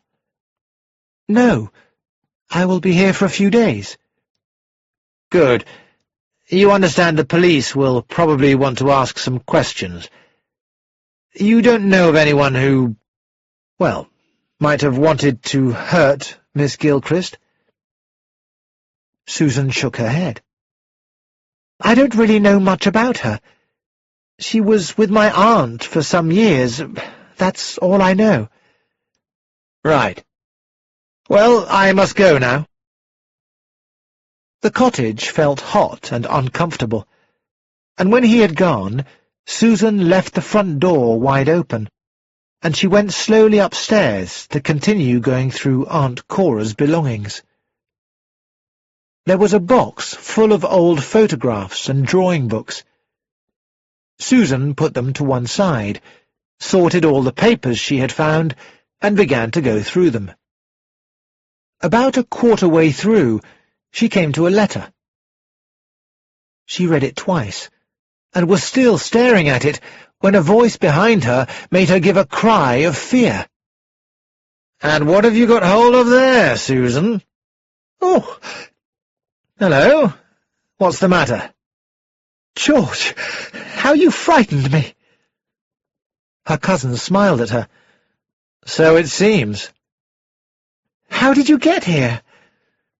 "Well, the front door was open, so I walked in. There was nobody about on the ground floor, so I came up here. If you mean, how did I get to this part of the world, I decided this morning to come to the funeral, but the car broke down, then seemed to start working again. I was too late for the funeral by then, but I thought I might as well continue the journey, because I rang your flat, and Greg told me you'd come to sort things out. I thought I might help you."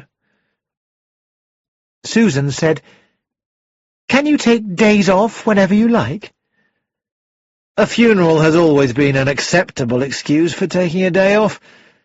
Anyway, I won't be going to the office in future. Not now that I'm rich. I will have better things to do." He paused and smiled. "Same as Greg." Susan had never seen much of this cousin of hers, and had always found him rather difficult to understand. Why did you really come down here, George? I came to do a little detective work to try and find out whether Aunt Cora really did know that someone had killed Uncle Richard. Now, what's in that letter that you were reading so carefully when I came in? It's a letter that Uncle Richard wrote to Cora after he'd been here to see her. How very black George's eyes were, and black eyes hid the thoughts that lay behind them. George said slowly, "Anything interesting in it?" "No, not exactly. Can I see?" She hesitated for a moment, then put the letter into his hand. He read some of it aloud. "Pleased to have seen you again after all these years, looking very well. Had a good journey home and arrived back not too tired." His voice changed suddenly. "Please don't say anything to anyone about what I told you. It may be a mistake. Your loving brother Richard." He looked up at Susan. "What does that mean?" "It might mean anything." "Oh, yes, but it does suggest something. Does anyone know what he told Cora?" "Miss Gilchrist might know," said Susan. "I think she listened at the door to them. But she's in hospital. She's got arsenic poisoning." "You don't mean it?" George exclaimed. "I do. Someone sent her some poisoned wedding cake." George whistled. "It looks," he said, "as though Uncle Richard was not mistaken when he talked about being poisoned himself." The following morning, Inspector Morton called at the cottage. "Arsenic was found in the small pieces of wedding cake that Dr. Proctor took from here. Miss Gilchrist keeps saying that nobody would do such a thing. But somebody did. You don't know anything that might help us, Mrs. Banks?" Susan shook her head. "Well, young Andrews, the driver of the post van, doesn't remember delivering the parcel with the wedding cake in it. He can't be sure, though, so there's a doubt about it." "But what's the alternative?"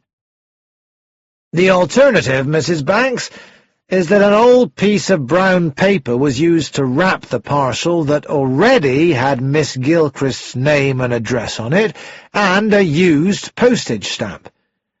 That package was then pushed through the letterbox, or put inside the door by hand, to make her think that it had come by post. It's a clever idea to choose wedding cake. Lonely, middle-aged women are sentimental about wedding cake, because they are so pleased to have been remembered by the young couple." "Was there enough poison in it to kill?" "That depends on whether Miss Gilchrist ate all of it. She thinks that she didn't, so I'd like to go upstairs, if you don't mind, Mrs. Banks." "Of course." She followed him up to Miss Gilchrist's room and said, "I'm afraid it's in a terrible state. I didn't have time to clean up before the funeral, and then, after Dr. Proctor came, I thought perhaps I ought to leave it as it was." "That was very intelligent of you, Mrs. Banks." He went to the bed and lifted the pillow. "There you are," he said, smiling. A piece of wedding cake lay on the sheet. "How extraordinary," said Susan. "Oh, no, it's not. Perhaps your generation doesn't do it. But it's an old custom. They say that if you put a piece of wedding cake under your pillow, you'll dream of your future husband. Miss Gilchrist didn't want to tell us about it, I suspect because she felt silly doing such a thing at her age, but I thought that's what it might be." His face became serious. "And if it hadn't been for an old maid's foolishness, Miss Gilchrist might not be alive today." Chapter 12. Two elderly men sat together in a room where everything was square. Almost the only exception was Hercule Poirot, whose stomach was pleasantly rounded, his head looked like an egg in shape, and his moustache curved upwards flamboyantly. He was looking thoughtfully at Mr. Goby, who was small and thin. Mr. Goby was famous for collecting information. Very few people knew about him, and very few employed his services, but those few were usually extremely rich. They had to be, for Mr. Goby was very expensive. His speciality was getting information quickly. At a word from Mr. Goby, hundreds of men and women, old and young, who worked for him, went out to question, investigate, and get results. Mr. Goby had now almost retired from business, but he occasionally worked for a few old clients. Hercule Poirot was one of these. Mr. Goby was not looking at Hercule Poirot because Mr. Goby never looked directly at anybody. Right now, he seemed to be talking to the fireplace. "I've got what information I could for you. Nowadays, you can walk in almost anywhere with a notebook and pencil and ask people all about their lives, and they won't doubt for a minute that you are working for the government, and that the government really wants to know. Yes, government snooping is a gift to investigators, and long may it continue." "Now," said Mr. Goby, and took out a little notebook and turned over the pages. "Here we are, Mr. George Crossfield. He's been in debt for a while now. He's been using money from his clients' trust funds. For 3 months he's been worried and bad-tempered in the office. But since his uncle's death, that's all changed. What he said about being at Hurst Park races is almost certainly untrue. None of the people he usually places his bets with saw him. Nobody saw him in Litchett St. Mary either, but that doesn't mean he wasn't there. There are other ways to approach the cottage than through the village. He acted in plays at university, by the way, so if he went to the cottage that day, he could have used makeup to change the way he looks. I'll keep him in my book, shall I?" "You may keep him in," said Hercule Poirot. Mr. Goby turned another page. "Mr. Michael Shane. He likes money and is very attractive to women. He's been having an affair with Sorrel Dainton, the actress, and his wife Rosamond doesn't know about it. She doesn't know much about anything, it seems. She's not a good actress, and is crazy about her husband. On the day Mr. Shane says he was meeting a Mr. Rosenheim and a Mr. Oscar Lewis for lunch to discuss a play, he sent them a telegram to say he couldn't come.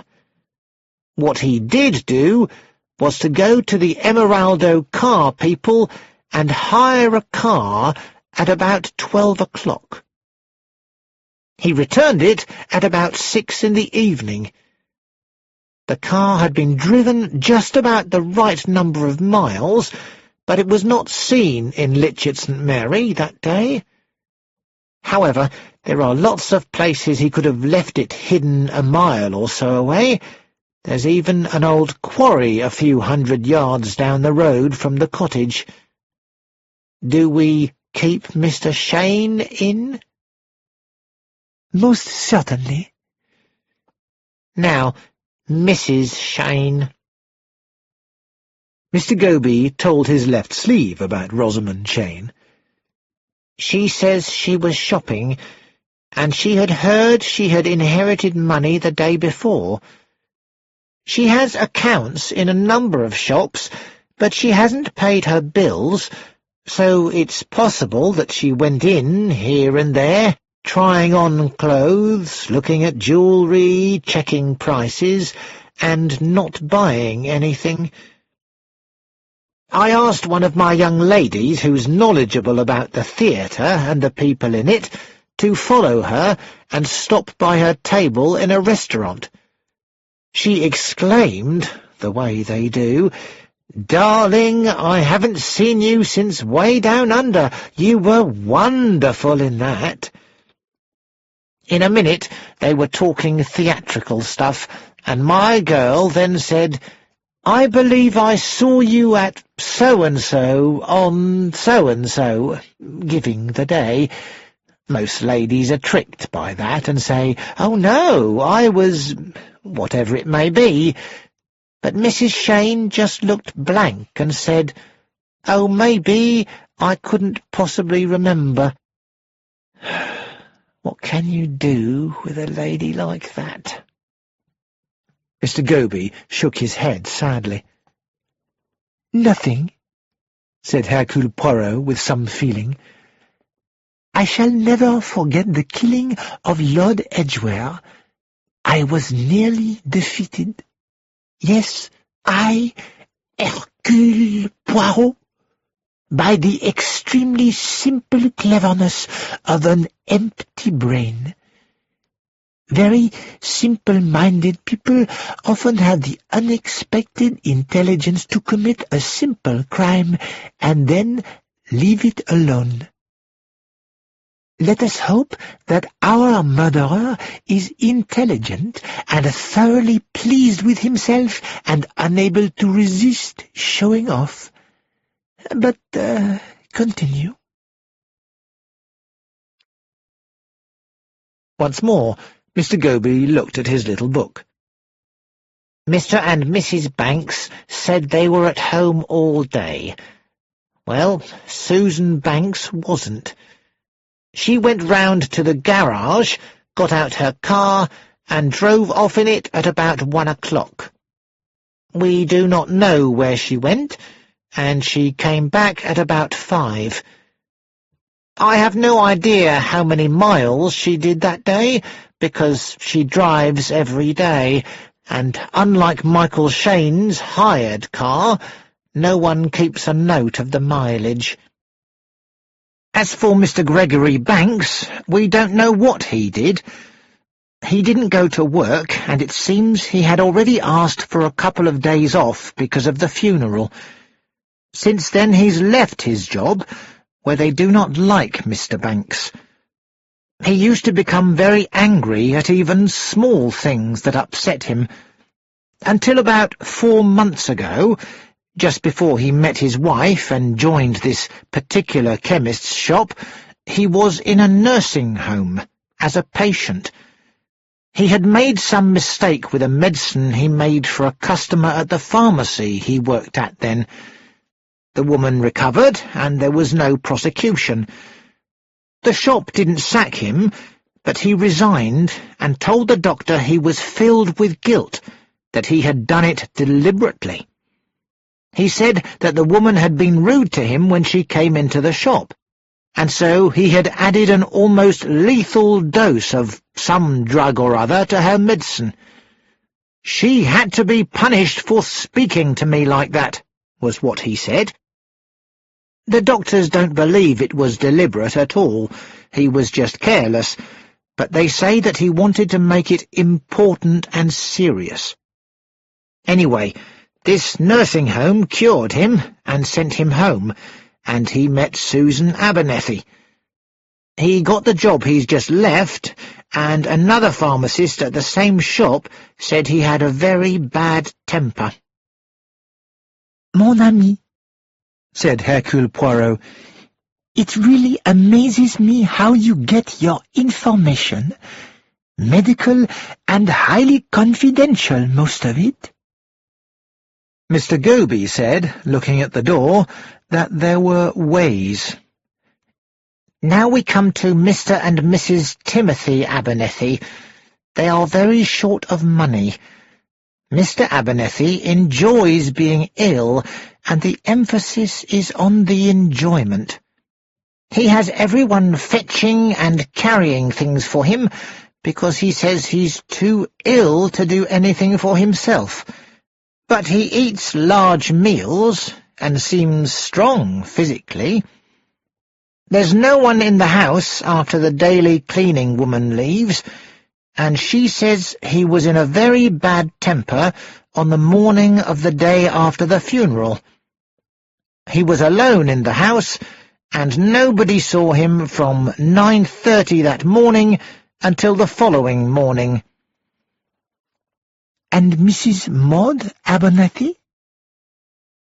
Everyone says she is a very nice lady. She left Enderby by car and arrived on foot at a small garage in a village on the way. She explained that her car had broken down a couple of miles away. A mechanic drove her out to it and said they would have to get it into the garage, and it would be a long job. The lady went to a small hotel, arranged to stay the night, and asked for some sandwiches to take with her, as she said she would like to go out walking and see something of the countryside. She didn't come back to the hotel till late that evening. And the times? She got the sandwiches at 11.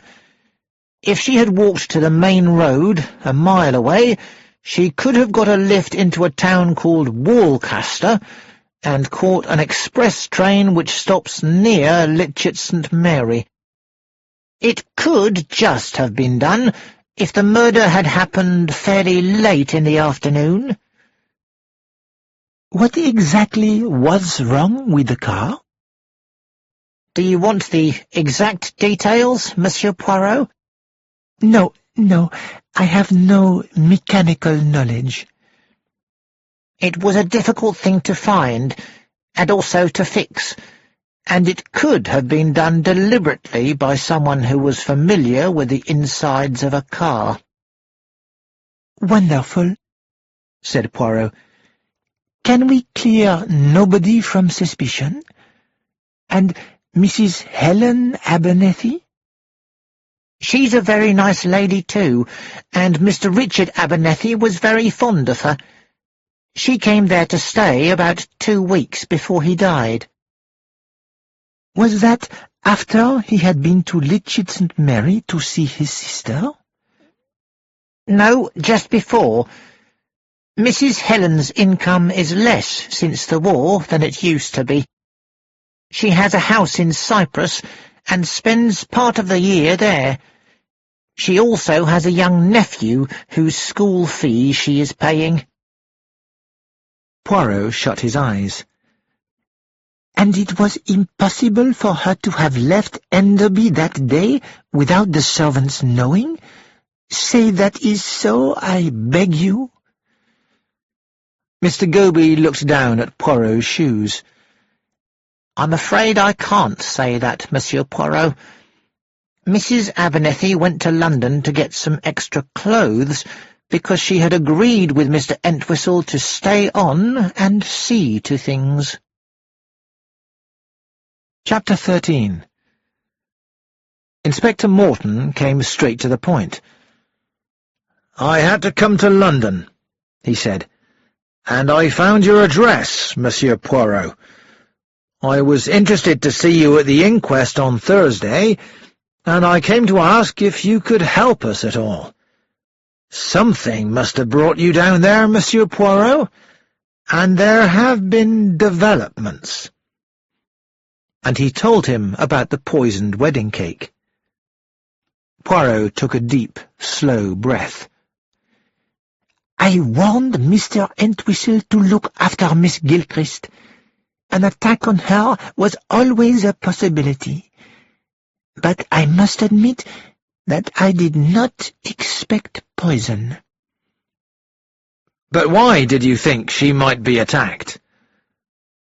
Poirot said, It begins, all this, at the funeral, or rather, to be exact, after the funeral. And he told the story as Mr. Entwistle had told it to him. Then Poirot continued, This attempt to silence Miss Gilchrist, it is a mistake. For now, there are two events which you need to investigate further. Yes. Well, if the postman did deliver the wedding cake, it seems odd that the parcel wasn't noticed until after this Mr. Guthrie came. We're checking up on him, of course. He could have placed that parcel where Miss Gilchrist found it. Now, Mr. George Crossfield was in the area next day. What do you know about him, Monsieur Poirot? Not as much as I would like to. That's like that, is it? There are quite a lot of people who are interested in the late Mr. Abernethie's will, I understand. I hope it doesn't mean investigating all of them. I have a little information which you may not have. Naturally, I have no authority to ask these people questions. In fact, it would not be wise for me to do so. I will go slowly myself, said Morton. I don't want to warn anyone until it suits me to. Poirot smiled. A very wise way of working. For myself, I go to Enderby Hall. It is people that I am interested in.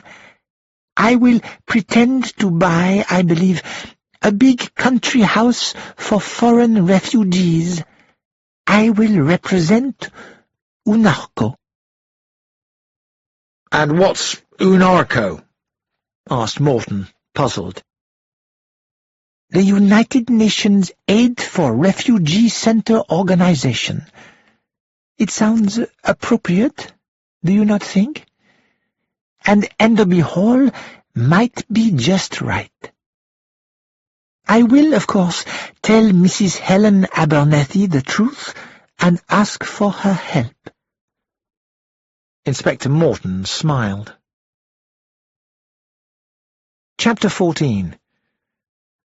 2 days later, Hercule Poirot said to the Enderby Hall housemaid, Thank you, you have been most kind. Janet left the room. These foreigners, she thought. The questions they asked. It was all very well for Mrs. Helen Abernethie to say that Monsieur Pontarlier was a doctor who wanted to buy the house, and was also interested in unsuspected heart conditions, such as the one Mr. Abernethie must have had. But what business was it of his to nose around, asking questions about the medicines the master had taken, and where they were kept, and asking if any of the medicines he took were still in the house? Of course they had all been thrown away. Poirot went downstairs in search of Lanscombe. It was quite clear to him that anybody could have got into the house on the day before Richard Abernethie died and put poison into one of his medicines. Or someone could have put poison pills into the bottle next to his bed, where his sleeping pills were. This was more likely. The front door was kept locked at all times, but there was a side door that led to the garden which was not locked until the evening. At about 1:15, when the gardeners had gone to lunch, and when the household was in the dining room or kitchen, Poirot had entered the grounds through the main gate, walked through the garden to the side door, and gone up the stairs to Richard Abernethie's bedroom without meeting anybody. Yes, it could have been done. But the murder, if it was murder, of Richard Abernethie could never be proved. It was Cora Lansquenet's murder for which evidence was needed. What Poirot now wanted was to study the people who had been at the funeral by watching and talking to them, and then make his own conclusions about them. "Yes, sir," Lanscombe said politely. "Mrs. Abernethie tells me that you had hoped to live in the cottage by the gates when you retired." "That is so, sir. Naturally, all that is changed now. When—" Poirot interrupted. "It might still be possible. The cottage is not needed for the Unarco guests and the people who will look after them."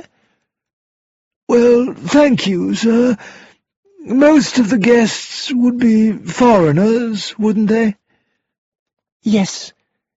Amongst those who came from Europe to this country before and during the war are several who are old and unwell.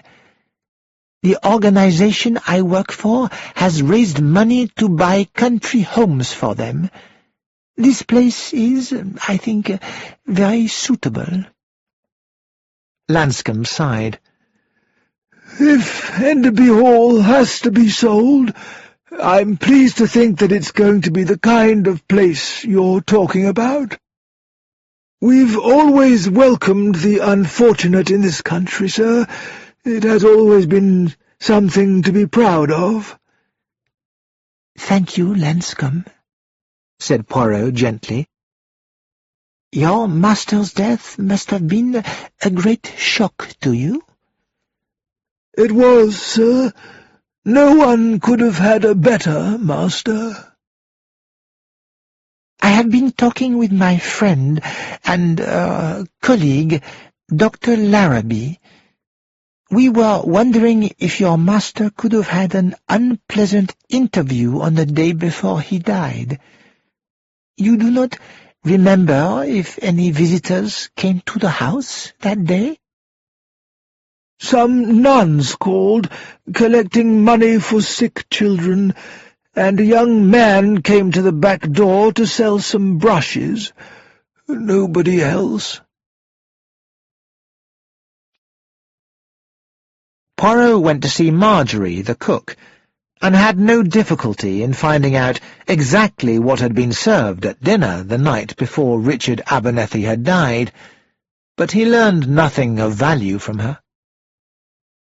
He went now to get his overcoat and a couple of scarves, and went out into the garden and joined Helen Abernethie, who was cutting some flowers. "Have you found out anything new?" she asked.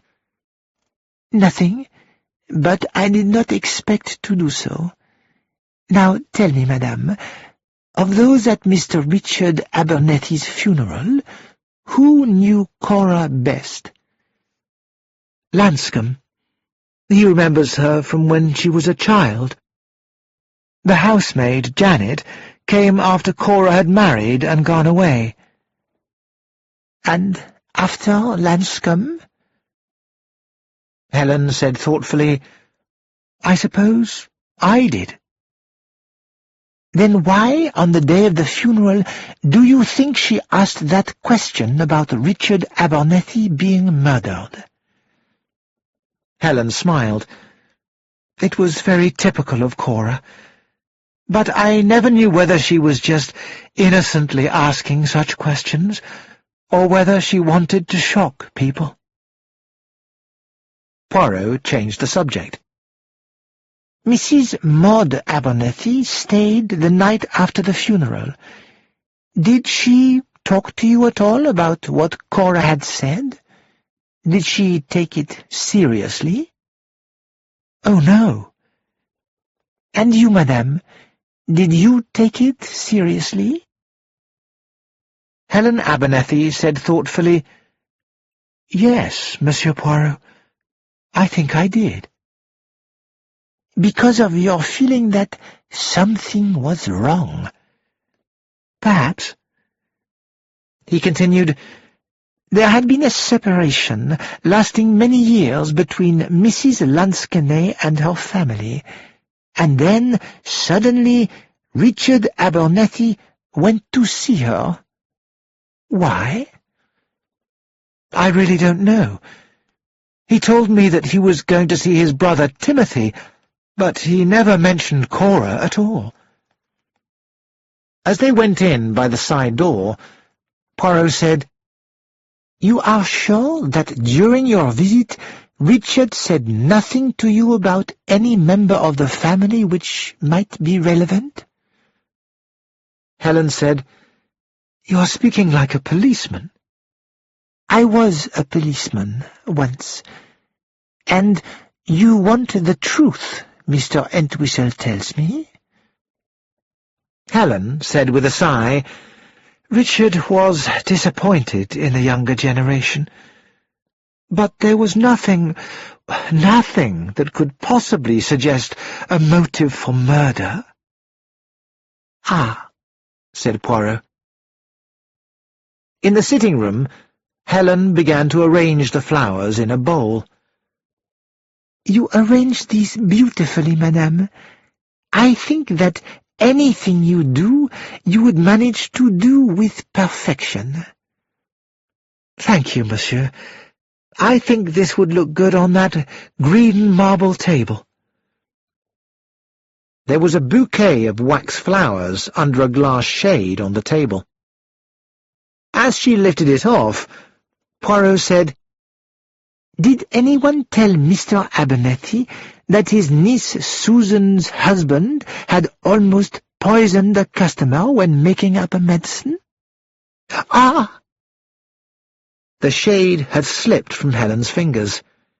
It dropped on the floor and broke. How careless of me! However, I can get a new glass shade. I'll put the flowers and the broken shade in the cupboard behind the stairs.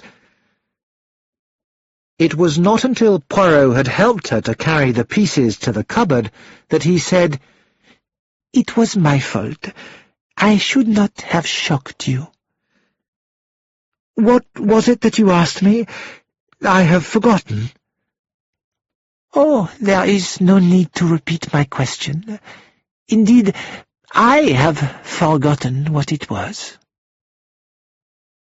Helen put her hand on his arm. Monsieur Poirot, is there anyone who doesn't have secrets that they would prefer stayed secret?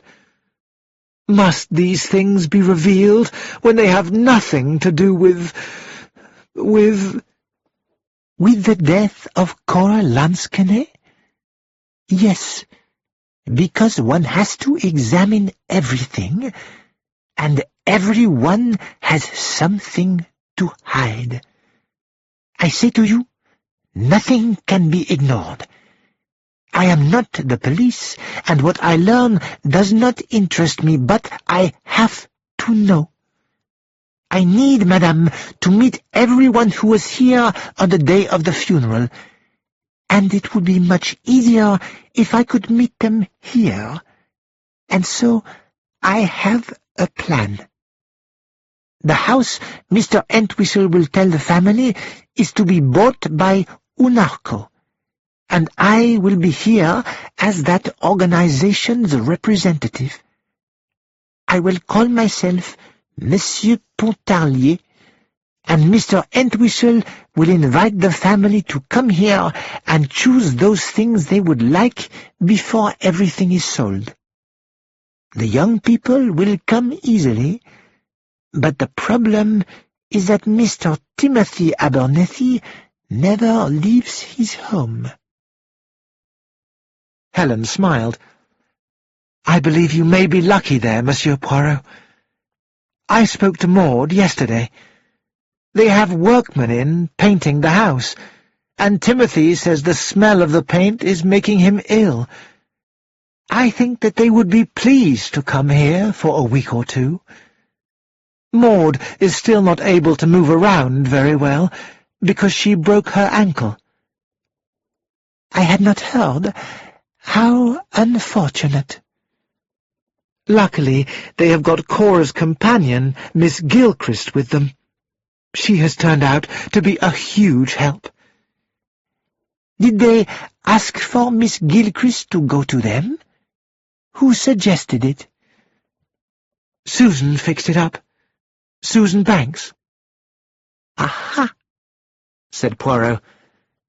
Susan likes to make arrangements. Did you hear that Miss Gilchrist was poisoned and nearly died? No. Helen looked shocked. Oh, get them all here. Find out the truth. There mustn't be any more murders. Chapter 15. At Maud and Timothy Abernethie's house, Miss Gilchrist had hurried out to the hall to answer the telephone, which was behind the staircase. "It's Mrs. Helen Abernethie speaking," she called up to Maud. "Tell her I'm just coming." Maud came down the stairs slowly because of her broken ankle. Miss Gilchrist said quietly, "I'm so sorry you've had to come down, Mrs. Abernethie.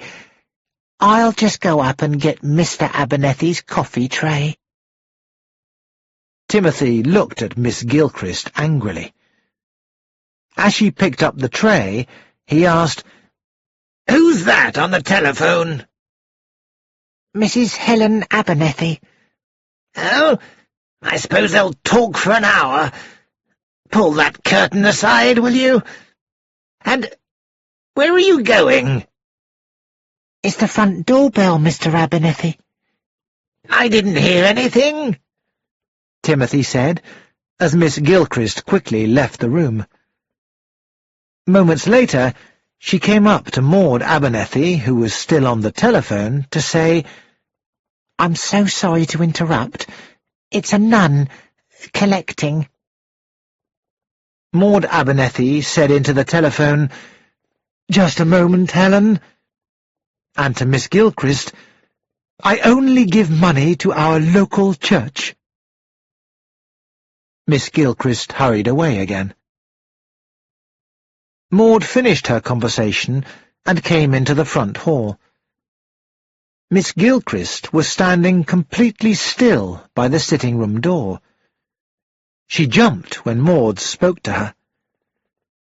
"There's nothing the matter, is there, Miss Gilchrist?" "Oh, no, Mrs. Abernethie. I was thinking about something." Maud Abernethie climbed the stairs painfully to her husband's room. "That was Helen.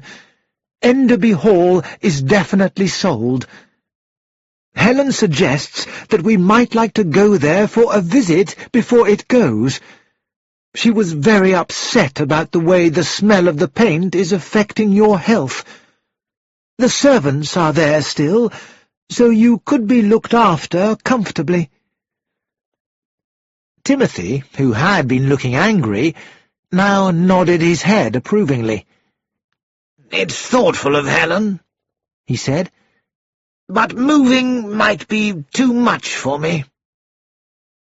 "Perhaps you'd prefer a hotel, dear," said Maud. "A good hotel is very expensive, but where your health is—" Timothy interrupted. "Maud, we are not millionaires. Why go to a hotel when Helen has very kindly suggested that we could go to Enderby? Not that it's really for her to suggest. And I would like to see the old place again before I die. Yes, it is an excellent plan. The painters can finish while we are away, and that Gillespie woman can stay here and look after the house." "She's called Gilchrist," said Maud. Timothy waved a hand and said that it didn't matter what her name was. "I can't do it," said Miss Gilchrist. She was shaking. "I simply can't stay here all alone. I've never been a nervous woman, but now I'd be terrified to be all alone here." "Of course," said Maud. "It's stupid of me, after what happened at Litchett St. Mary." "I suppose that it's not logical, I know, but even that nun coming to the door startled me. Oh dear, I am in a bad way." Chapter 16. Hercule Poirot drank his after-dinner coffee slowly, and between half-closed eyes looked at the other people in the room. He had wanted them there, all together, and he had got them. Mr. Entwistle had described all these people well, but Poirot had wanted to see for himself. Then he would have a very good idea, not of how and when, but of who would be prepared to kill. But it was not going to be easy. He could see almost all of these people as a possible, though not a likely, murderer. George Crossfield might kill, as a hunted animal might kill to defend itself. Susan Banks could do it calmly, efficiently, to further a plan. Gregory Banks could, because he had something in him which wanted punishment. Michael Shane was possible because he was ambitious and had a murderer's vanity. Rosamond Shane could, because she saw everything in the most simple way. Timothy Abernethie could do it because he really wanted the power his brother's money would give him. Maud Abernethie might be able, because Timothy had become her child, and where her child was concerned, she would be ruthless. Even Miss Gilchrist, he thought, might have thought about murdering someone if it could have given her back the Willow Tree tea-room. And Helen Abernethie? She was too civilized, too lacking in violence, and she had loved Richard Abernethie as a brother. Poirot sighed. There would have to be more conversation. Much more conversation, for in conversation, either through a lie or through truth, people always gave themselves away. He had been introduced by Helen to the group as Monsieur Pontarlier, a doctor, the representative of Unarco. He had watched and listened, openly and behind doors. He had talked with all of them, had spent a long half-hour listening to Timothy talking about his health and the terrible effects of paint on it. Paint? Poirot frowned. Somebody else had said something about paint. Mr. Entwistle? There had also been a discussion of a different kind of painting. Pierre Lansquenet as a painter. Of Cora Lansquenet's paintings, praised by Miss Gilchrist, laughed at by Susan. "Just like picture postcards," she had said. She painted them from postcards, too. Miss Gilchrist had been upset, and had said that dear Mrs. Lansquenet always painted from nature. "But she didn't," said Susan to Poirot, when Miss Gilchrist had gone out of the room. "And how do you know?" Poirot watched the confident way Susan replied.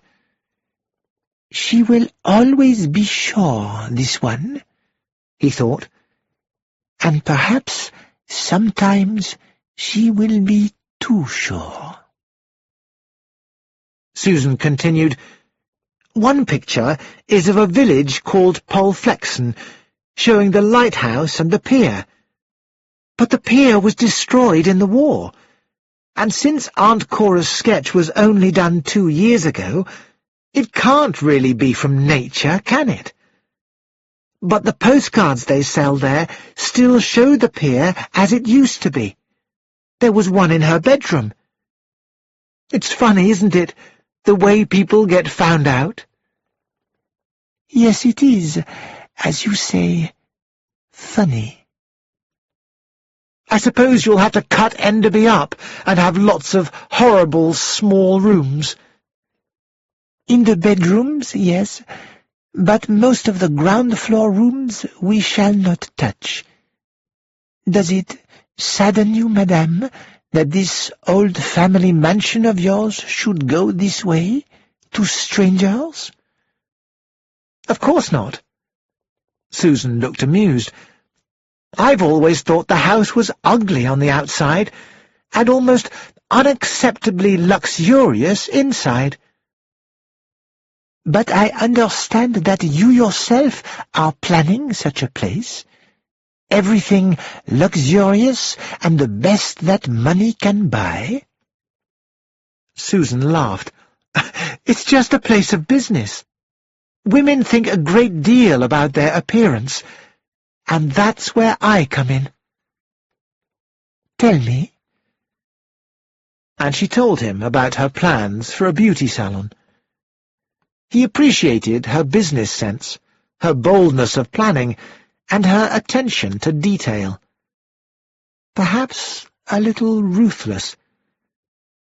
Watching her, he had said, "Yes, you will succeed. How fortunate that you have the money. To have had these creative ideas and to have had no money." I would have raised the money somehow, got someone to invest in me. Ah, of course. Even if he had not died, your uncle would have invested in you. Oh, no, he wouldn't. Uncle Richard made me very angry. The old shouldn't stand in the way of the young. I beg your pardon. Hercule Poirot laughed easily and stroked his moustache. I am old, yes, but I do not stand in the way of young people. And here is your husband come to join our little discussion. We talk, Mr. Banks, of opportunity that must be taken with both hands. Let us hear your views. But Gregory Banks said nothing. Poirot had talked with Maud Abernethie, who said how fortunate it had been that Timothy was able to come to Enderby, and how kind it had been of Helen to invite Miss Gilchrist also. "For she is most useful," Maud said. "It was really fortunate that she was too scared to stay alone in our house, though I admit I was annoyed at the time." Too scared? Poirot listened while Maud explained. She was frightened, you say, and yet could not exactly say why? Had anything particular happened that day? He asked. "Oh, I don't think so. It seems to have started when she left Litchett St. Mary, or so she said. She didn't seem to mind being alone when she was there."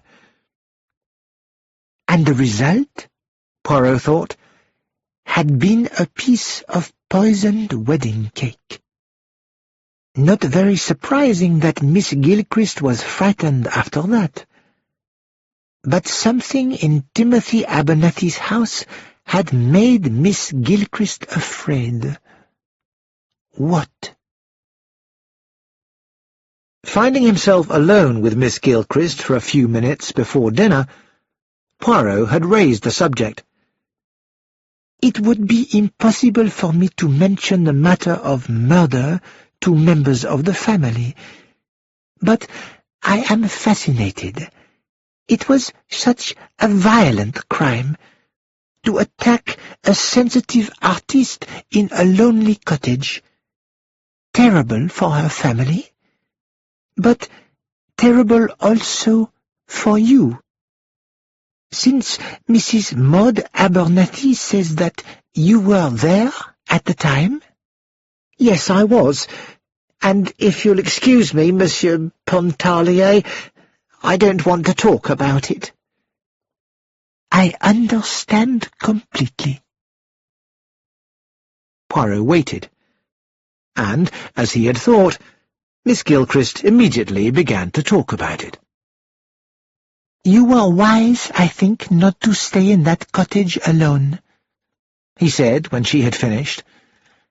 "I understand that you were even afraid to be alone in the house of Mr. Timothy Abernethie whilst they came here." "I'm ashamed about that. It was just a kind of panic I had. I really don't know why."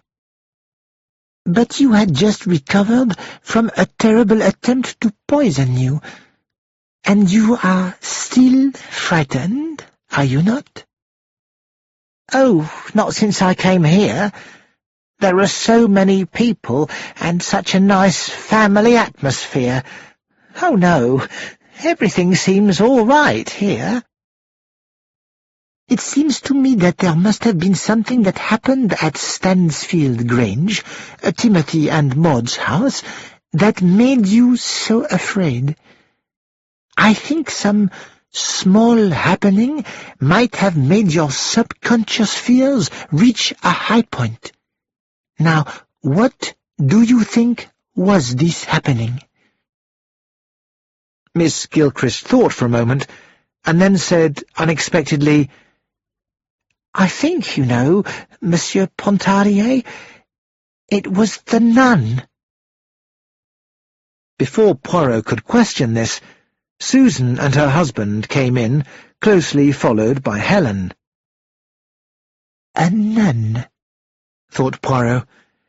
"Now, where have I heard something about a nun?" He decided to lead the conversation on to nuns during the evening. Chapter 17. The family's general opinion was that Helen should have avoided having Monsieur Pontarlier at Enderby Hall during this particular weekend, but fortunately this strange little foreigner did not seem to know much English. After 24 hours of walking round and examining the contents of the house, the heirs of Richard Abernethie were ready to say what they wanted. "I don't suppose I have long to live," said Timothy in a weak voice. "And because I loved it as a child, I would like to have the Spode China dinner service." "You're too late, Uncle," George said. "I asked Helen for the Spode this morning." Timothy became purple in the face. "Now look here, I'm Richard's only surviving brother. That service is mine." "No, Uncle, the Spode's mine. First come, first served." "Nonsense!" Timothy placed a hand to his heart and groaned. "Ah, this is very bad for me. If I could have a little brandy." Miss Gilchrist hurried to get it. "Here you are, Mr. Abernethie. Please, please don't excite yourself. Are you sure you shouldn't go up to bed?" "Don't be a fool." Timothy drank the brandy. "I'm not leaving this room until this is settled." "Really, George," said Maud, "if Timothy wants the Spode service, he will have it." "It's ugly anyway," said Susan.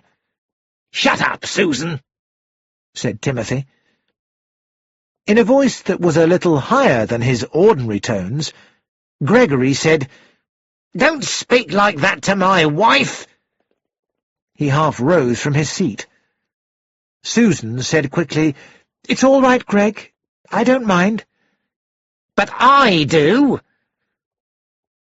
Helen said, "George, I think it would be nice to let your uncle have the spode." And George, with a slight bow to Helen, said, "Anything you want me to do, Aunt Helen, I will." "You didn't really want it anyway, did you?" said Helen. He laughed. "The trouble with you, Aunt Helen, is that you see things too clearly. Don't worry, Uncle Timothy, the spode is yours. It was just my idea of fun." Timothy leaned forward angrily. "You expected that Richard would make you his heir, didn't you? But my poor brother knew where the money would go if you had control of it. You would have gambled it away. And he suspected you of being a crook, didn't he?" George said quietly, "Shouldn't you be careful about what you are saying?" "I wasn't well enough to come here for the funeral," said Timothy. "But Maud told me what Cora said. Cora always was a fool, but there may have been something in it. And if so, I know who I'd suspect." "Timothy!" Maud stood up. "You must think about your health. Come up with me and go straight to bed. Timothy and I, Helen, will take the spode in memory of Richard. There is no problem, I hope." Nobody spoke, and she went out of the room supporting Timothy with a hand under his elbow. Michael Shane laughed. "You know, I'm enjoying all this. By the way, Rosamond and I want that marble table in the green sitting room." "Oh, no!" cried Susan. "I want that for my new beauty salon, and I will put a great bouquet of wax flowers on it." "But, darling," said Rosamond, "we want it for the new play. It will be absolutely right." "I see what you mean, Rosamond," said Susan, "but you could easily have a painted table for the stage. It would look just the same. But for my beauty salon, I've got to have the real thing. We will talk about it tomorrow." "This house is full of so many beautiful things," Miss Gilchrist said. "That green table would look wonderful in your new salon, I'm sure, Mrs. Banks. And wax flowers do look so right on that table. Really artistic and pretty." Greg said, speaking again in that high, nervous voice, "Susan wants that table." There was a moment of unease. Helen said quickly, "And what do you really want, George?" George grinned, and the tension relaxed. "Timothy's played the poor sick man for so long that he thinks only about what he wants and makes sure he gets it," said George. "I don't believe there's anything at all the matter with him," Susan said. "Do you, Rosamond?" "What? Anything the matter with Uncle Timothy?" No, I don't think so." Rosamond was lost in her own thoughts. "I'm sorry. I was thinking about what stage lighting would be right for the table." "A single-minded woman," said George. "Your wife's dangerous, Michael. I hope you realize it." "I realize it," said Michael seriously. Helen changed the subject deliberately, turning to her foreign guest. "I'm afraid this is all very boring for you, Monsieur Pontarlier." "Not at all, madame.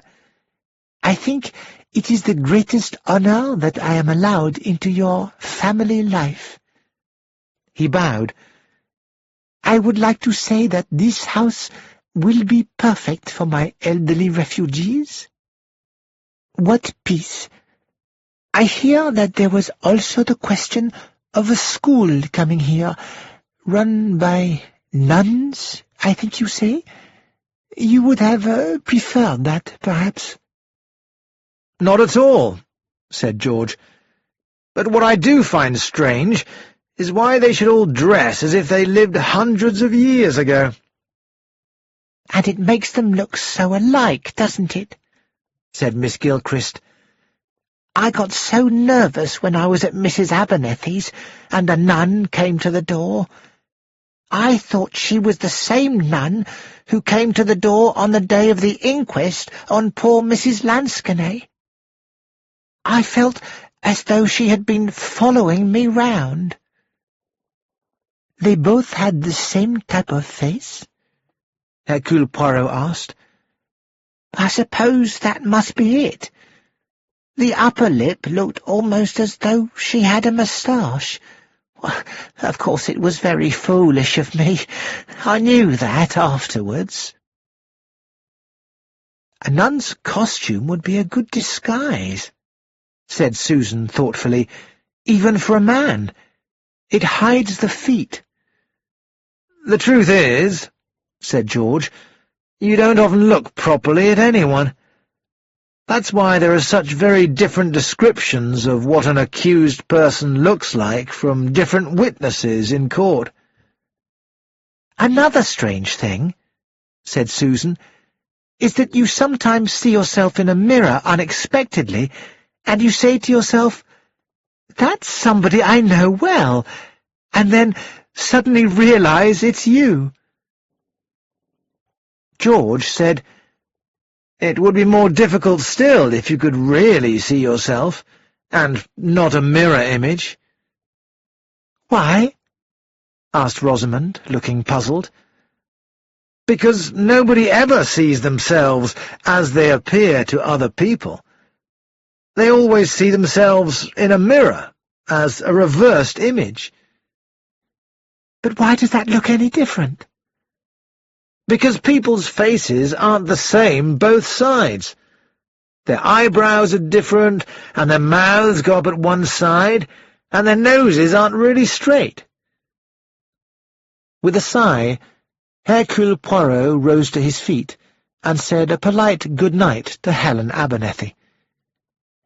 "And perhaps, madame, I had better say goodbye. My train leaves at 9 o'clock tomorrow morning, so I will thank you now for all your kindness.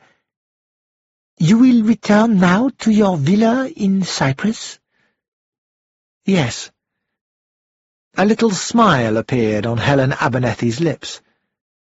Poirot said, "You are pleased, yes? You have no regrets?" "At leaving England? Or leaving here, do you mean?" "I meant leaving here," said Poirot. "Oh, no. It's no good, is it, to hold on to the past? We must all leave that behind." "If we can," Poirot said. "Sometimes the past will not be left. It stays next to us. It says, 'I am not finished with you yet.'" "You mean," said Michael, "that your refugees, when they come here, will not be able to put their past completely behind them?" "I did not mean my refugees." "He meant us, darling," said Rosamond. "He means Uncle Richard and Aunt Cora and the hatchet and all that." She turned to Poirot. "Didn't you?" "Why do you think that, madame?" "Because you're a detective. That's why you're here. Narco, or whatever you call it, is just nonsense, isn't it?" Chapter 18. There was a moment of great tension. Poirot said with a little bow, "You have great insight, madame." "No," said Rosamond. "I saw you once in a restaurant. A friend told me who you were."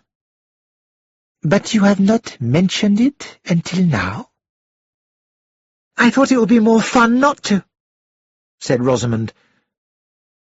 Michael said, "My dear girl." Poirot looked at him. Michael was angry. Angry and something else. Worried? Poirot's eyes went slowly round all the faces. Susan's angry and watchful. Gregory's closed. Miss Gilchrist's foolish, her mouth wide open. George's suspicious. Helen's upset and nervous. He wished he could have seen their faces a second earlier, when the words, "a detective," fell from Rosamond's lips. "Yes," he said, "I am a detective. I was asked to investigate Richard Abernethie's death. It would be good, would it not, if you could be certain that Richard Abernethie died a natural death?" "Of course he died a natural death. Who says anything else?" Susan asked. "Cora Lansquenet said so. And Cora Lansquenet is dead herself," said Poirot. "She said it in this room," said Susan. "But I didn't really think—" "Didn't you, Susan?" George Crossfield said. "Why pretend any more? You won't fool Monsieur Pontarlier." "We all thought so, really," said Rosamond. "And his name is, Hercules something." Poirot bowed. "Hercule Poirot, at your service," he said, but his name seemed to mean nothing at all to them. "May I ask what conclusions you have come to?" asked George. "He won't tell you, darling," said Rosamond. "Or if he does tell you, what he says won't be true." She was the only person in the room who appeared to be amused. Hercule Poirot looked at her thoughtfully. Hercule Poirot did not sleep well that night. He was anxious, and he was not really sure why he was anxious. In his mind, he heard bits of conversation, saw various glances, strange movements. Helen dropping the wax flowers when he had said— What was it he had said? He couldn't remember. He slept then, and, as he slept, he dreamed of the green marble table. On it were the glass-covered wax flowers, only the whole thing had been painted over with thick red oil paint. Paint the colour of blood, and Timothy was saying, "I'm dying, dying. This is the end." The end. A deathbed with candles round it, and a nun praying. If he could just see the nun's face, he would know. Hercule Poirot woke up. And he did know. Yes, it was the end, though there was still a long way to go. Sitting in front of her dressing-table, Helen Abernethie stared at herself in the mirror. What was it George had said? About seeing yourself? That day after the funeral, how had they all looked to Cora? How had Helen herself looked? Her her left eyebrow was arched a little higher than the right. The shape of the mouth was the same on both sides. If she met herself, she would surely not see much difference from this mirror image. Not like Cora.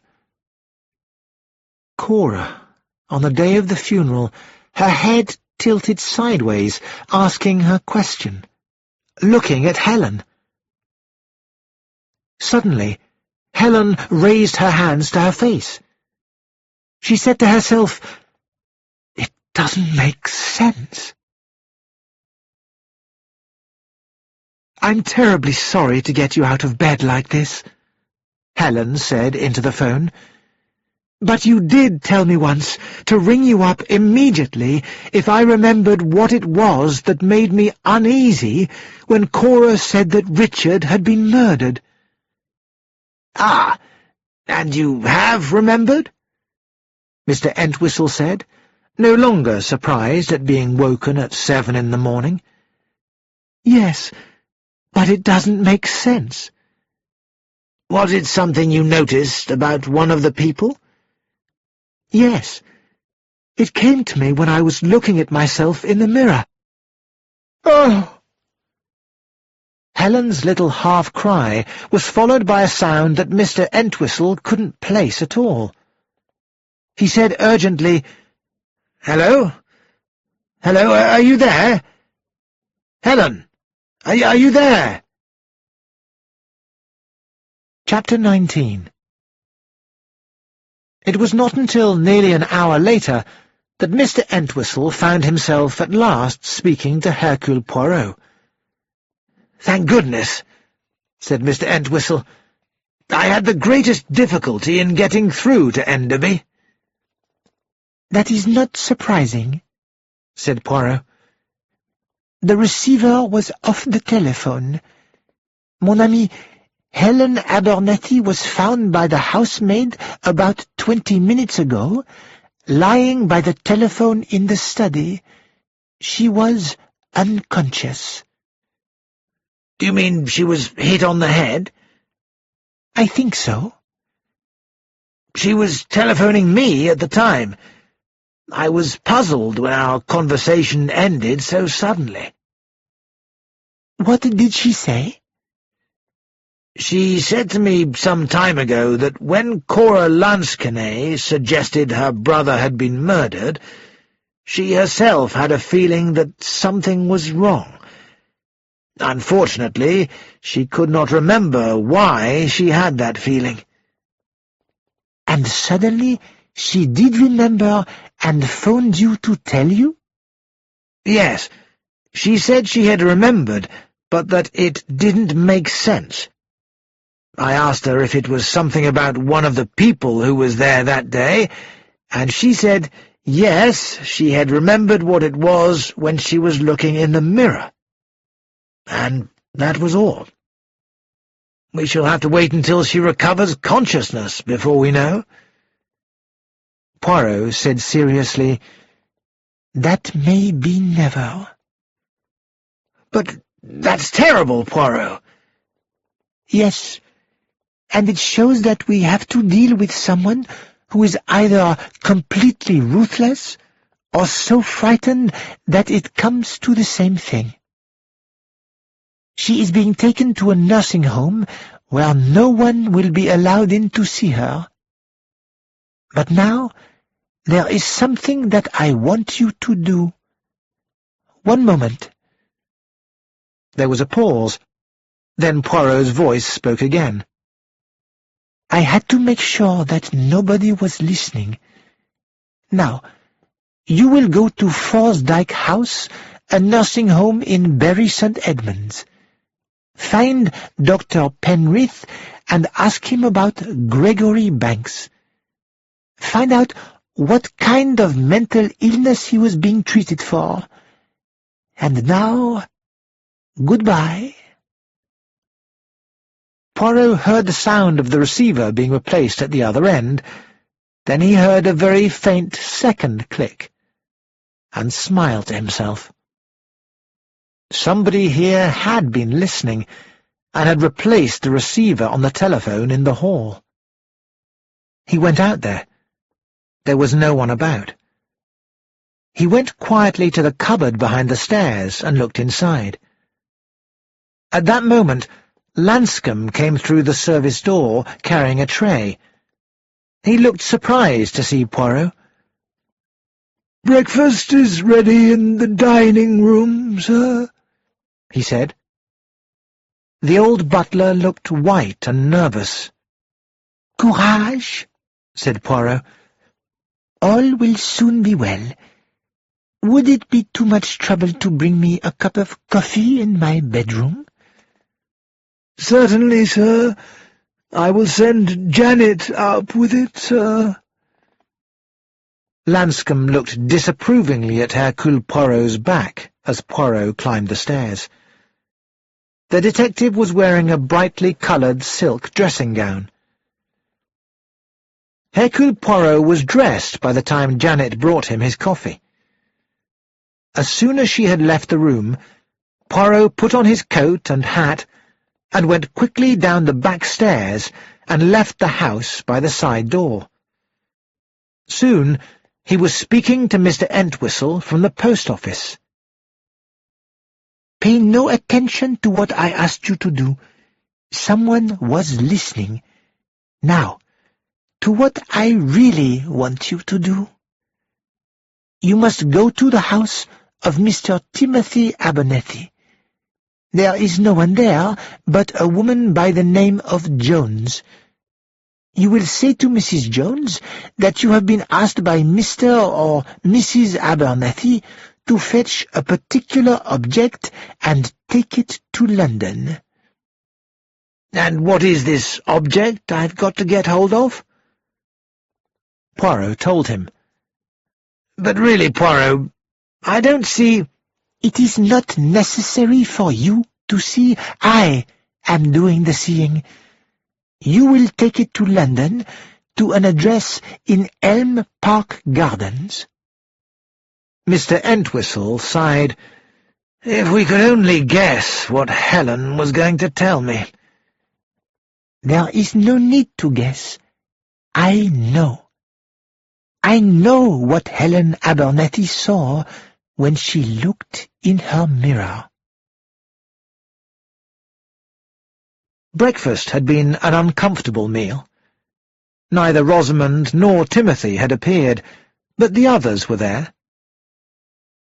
"What I can't understand," said Susan, "is what Helen was doing telephoning at that early hour, and who she was telephoning." "She probably woke up feeling ill," said Maud, "and came down to ring up the doctor, then fainted and fell."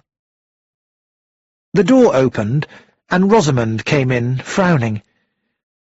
"I can't find those wax flowers," she said. "The ones that were standing on the marble table on the day of Uncle Richard's funeral. Lanscombe, do you know where they are?" "Mrs. Helen had an accident with them, ma'am. She was going to find a new glass shade. They are in the cupboard behind the staircase, ma'am." "Come with me, Michael, darling. It's dark there, and I'm not going into any dark corners by myself after what happened to Aunt Helen." "What do you mean, Rosamond?" Maud demanded. "She fainted and fell." Rosamond laughed. "Don't be silly. She was hit on the head. You'll see. One by one we will be killed, and the one that's left will be the murderer. But it's not going to be me. Who's killed, I mean." "And why should anyone want to kill you, beautiful Rosamond?" asked George. Rosamond opened her eyes very wide. "Because I know too much, of course." "What do you know?" Maud Abernethie and Gregory Banks spoke together. Rosamond gave her an innocent smile. "Wouldn't you all like to know? Come on, Michael." Chapter 20. At 11 o'clock, Hercule Poirot called a meeting in the library. "Please listen carefully to what I have to say. I have been a friend for many years of Mr. Entwistle's, and he was very upset by some words spoken on the day of Richard Abernethie's funeral by Mrs. Lanscombe, and asked me to investigate." No one spoke. Poirot threw back his head. Eh bien, you will all be delighted to hear that as a result of my investigations, it is my belief that Mr. Abernethie died a natural death. That is good news, is it not? They stared at him, and in all but the eyes of one person there still seemed to be doubt and suspicion. The exception was Timothy Abernethie. "Of course Richard wasn't murdered," he said angrily. "Well, Mr. whatever your name is, I'm pleased you had the sense to come to the right conclusion, though, if you ask me, Entwistle went far beyond his duty as Richard's lawyer to get you to come nosing about here. If the family's satisfied—" "But the family wasn't satisfied, Uncle Timothy," said Rosamond. "And what about Aunt Helen this morning?" "Nonsense," said Maud.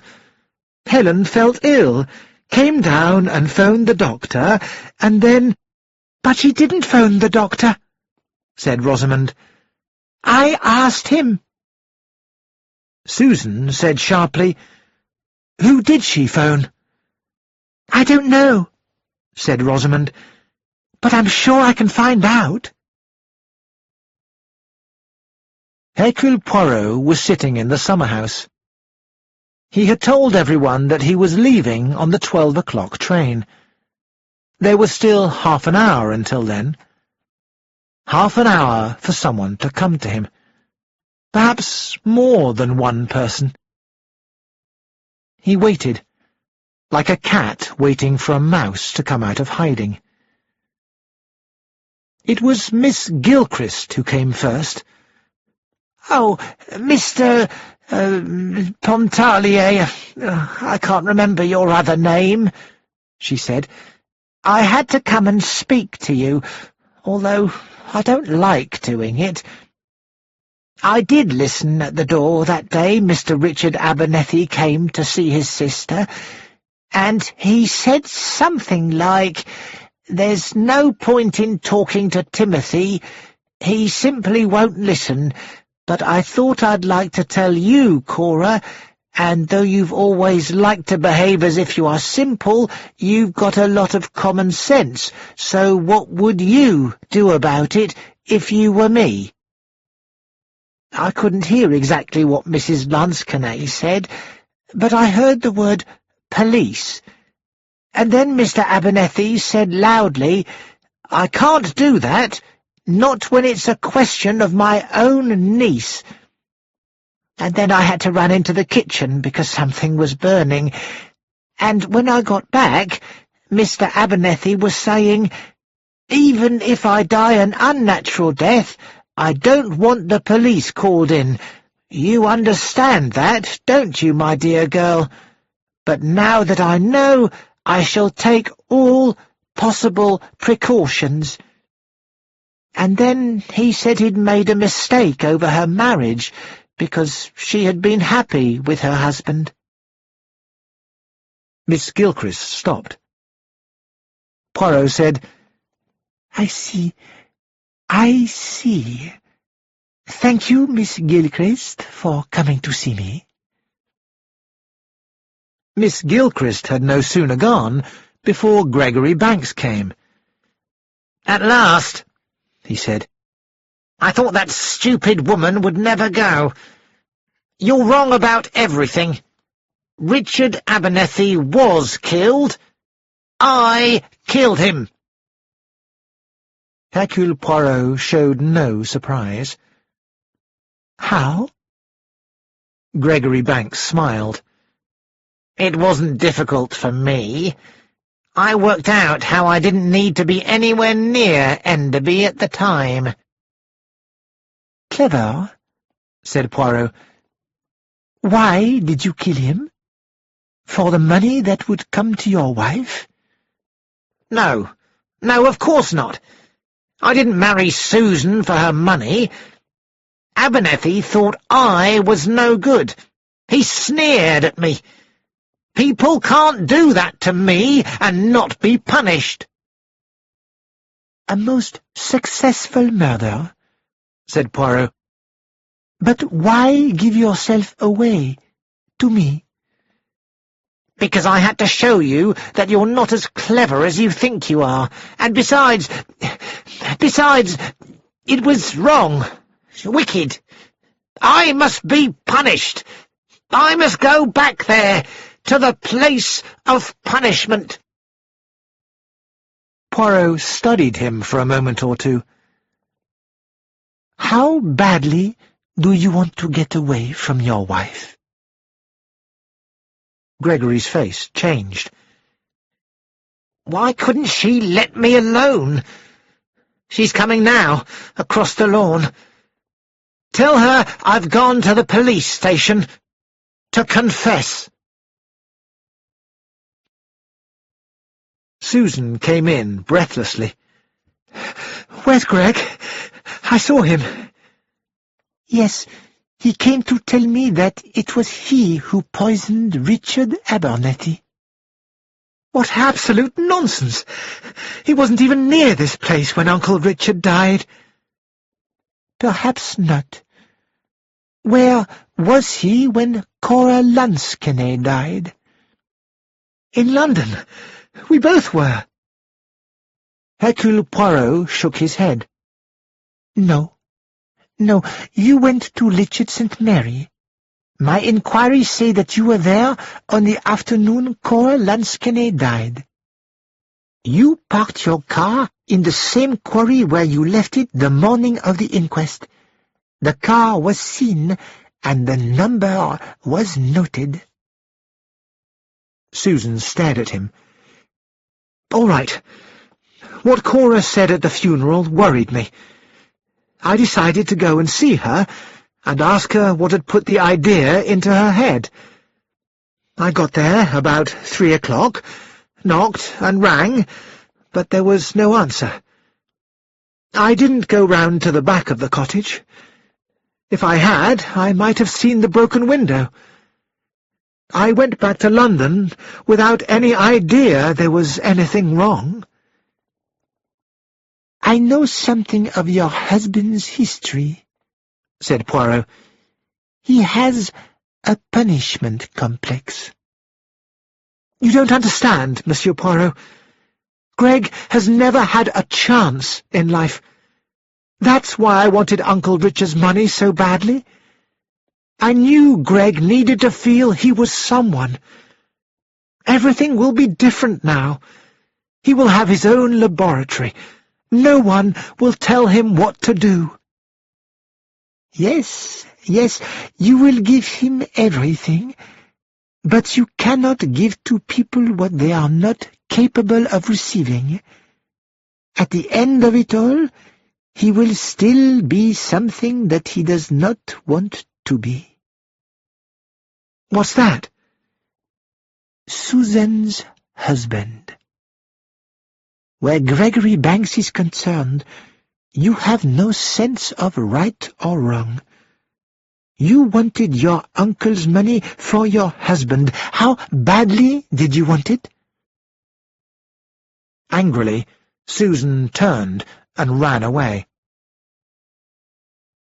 "I thought," said Michael Shane, "that I'd just come and say goodbye." "Your wife Rosamond," said Poirot, "is a very unusual woman." Michael raised his eyebrows. "She's lovely, I agree, but she's not known for her intelligence." "She will never be clever," Poirot agreed, "but she knows what she wants." He sighed. So few people do." Poirot placed the tips of his fingers together. "There have been inquiries made, you know, not only by me." "You mean the police are interested? And they've been making inquiries about me?" Poirot said quietly, "They are interested in the movements of Mrs. Lansquenet's relations on the day that she was killed. That's extremely awkward. I told Rosamond that I was having lunch with Oscar Lewis on that day. Actually, I went to see a woman called Sorrel Dainton, and though that's satisfactory as far as the police are concerned, Rosamond won't be pleased. I see. I see. And this Miss Denton, she will confirm your alibi? She won't like it, but she'll do it. She would do it, perhaps, even if you are not having an affair with her? What do you mean? The lady is in love with you. When they are in love, women will swear to what is true and also to what is untrue. Do you mean to say that you don't believe me? It does not matter if I believe you or not. It is not me you have to satisfy. Who, then? Poirot smiled. Inspector Morton, who has just come out through the side door. Michael Shayne turned round quickly. Chapter 21. "I heard you were here, Monsieur Poirot," said Inspector Morton when they were alone. "I came over with Superintendent Parwell. Dr. Larrabee phoned him about Mrs. Helen Abernethie, and he's come over to make inquiries. I wanted to ask a few questions, and the people I wanted to ask seemed very conveniently to be all here. Did you do that?" Yes, I did. "And as a result, someone hit Mrs. Helen Abernethie on the head." You must not blame me for that. If she had come to me... but she did not. Instead, she called her lawyer in London. Now, I will ask you, my friend, to give me a few more hours. Then I may be able to hand you a piece of solid evidence. "We certainly need it," said Inspector Morton. "Though we have found out that 2 nuns were out collecting money and went to Mrs. Lansquenet's cottage on the day before she was murdered. No one answered when they knocked and rang. Mrs. Lansquenet was at the Abernethie funeral, and Gilchrist had gone out for the day. The point is that they say they heard sighs and groans from inside the cottage. So, was there someone there? And if so, who? All the Abernethie family were at the funeral." These nuns, did they return at a later date to try again? "Actually, they did, on the day of the inquest." That fits, said Hercule Poirot. You will have noticed, Inspector, that the visit of the nuns was the same day that poisoned wedding cake found its way into that cottage. "That's a ridiculous idea." My ideas are never ridiculous, said Hercule Poirot. And now, mon cher, I must go in search of the late Richard Abernethie's niece. "Now be careful what you say to Mrs. Banks." I do not mean Mrs. Banks. I mean Richard Abernethie's other niece. Poirot found Rosamond sitting on a bench by a little pool. "I thought you'd gone," she said. "It's past 12 o'clock." "I have missed my train," said Poirot. "Do you know, madame, I have been sitting in the little summer house, hoping that you would, perhaps, visit me there." "Why should I? I had a lot to think about. I don't often do much thinking. It seems a waste of time. But this is important. I think one ought to plan one's life just as one wants it to be." "And that is what you are doing?" Well, yes. I was trying to make a decision about something. About your husband? In a way.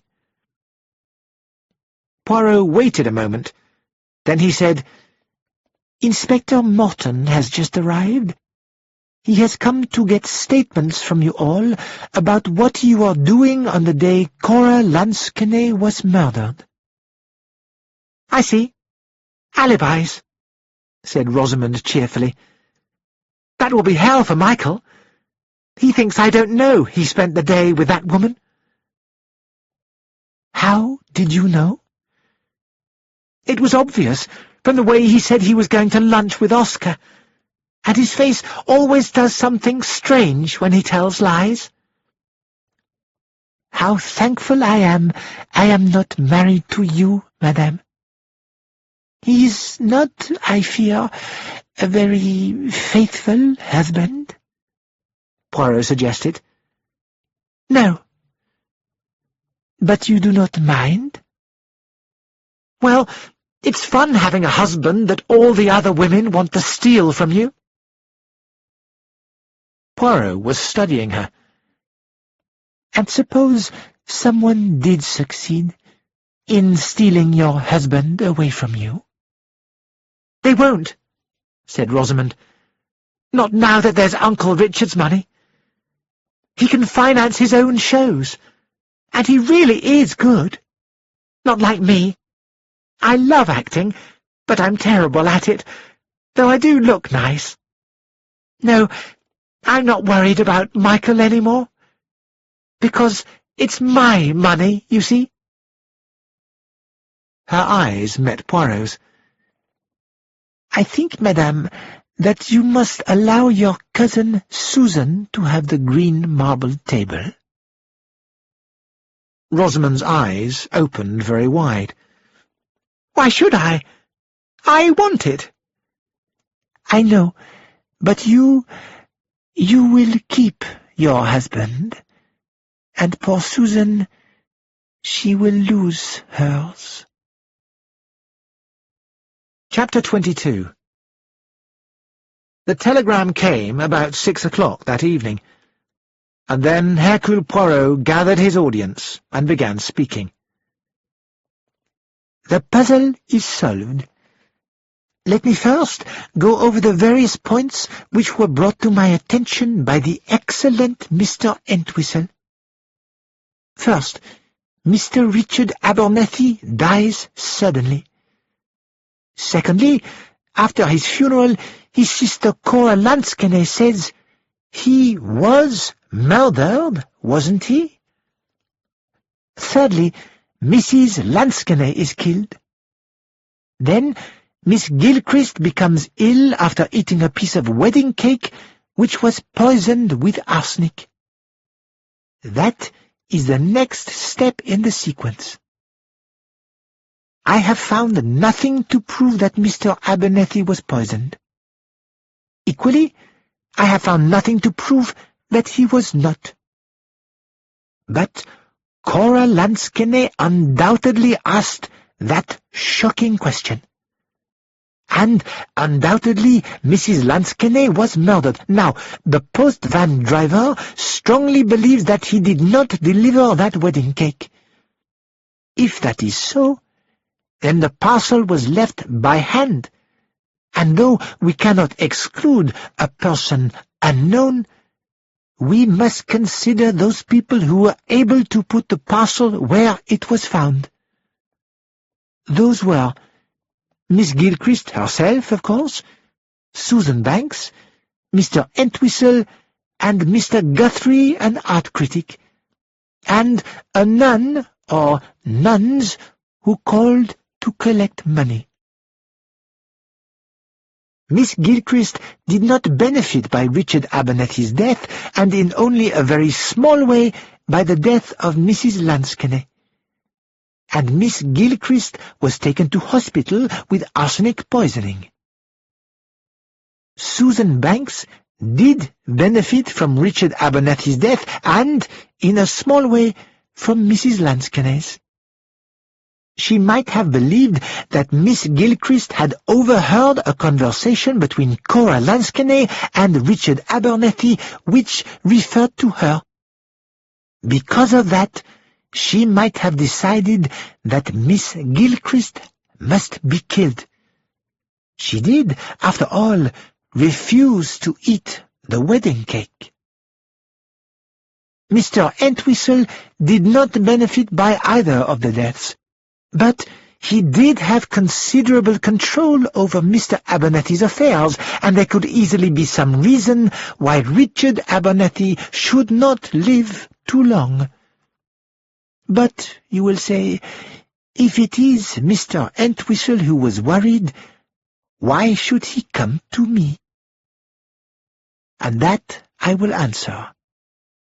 It is not the first time that a murderer has been too sure of himself. We now come to Mr. Guthrie.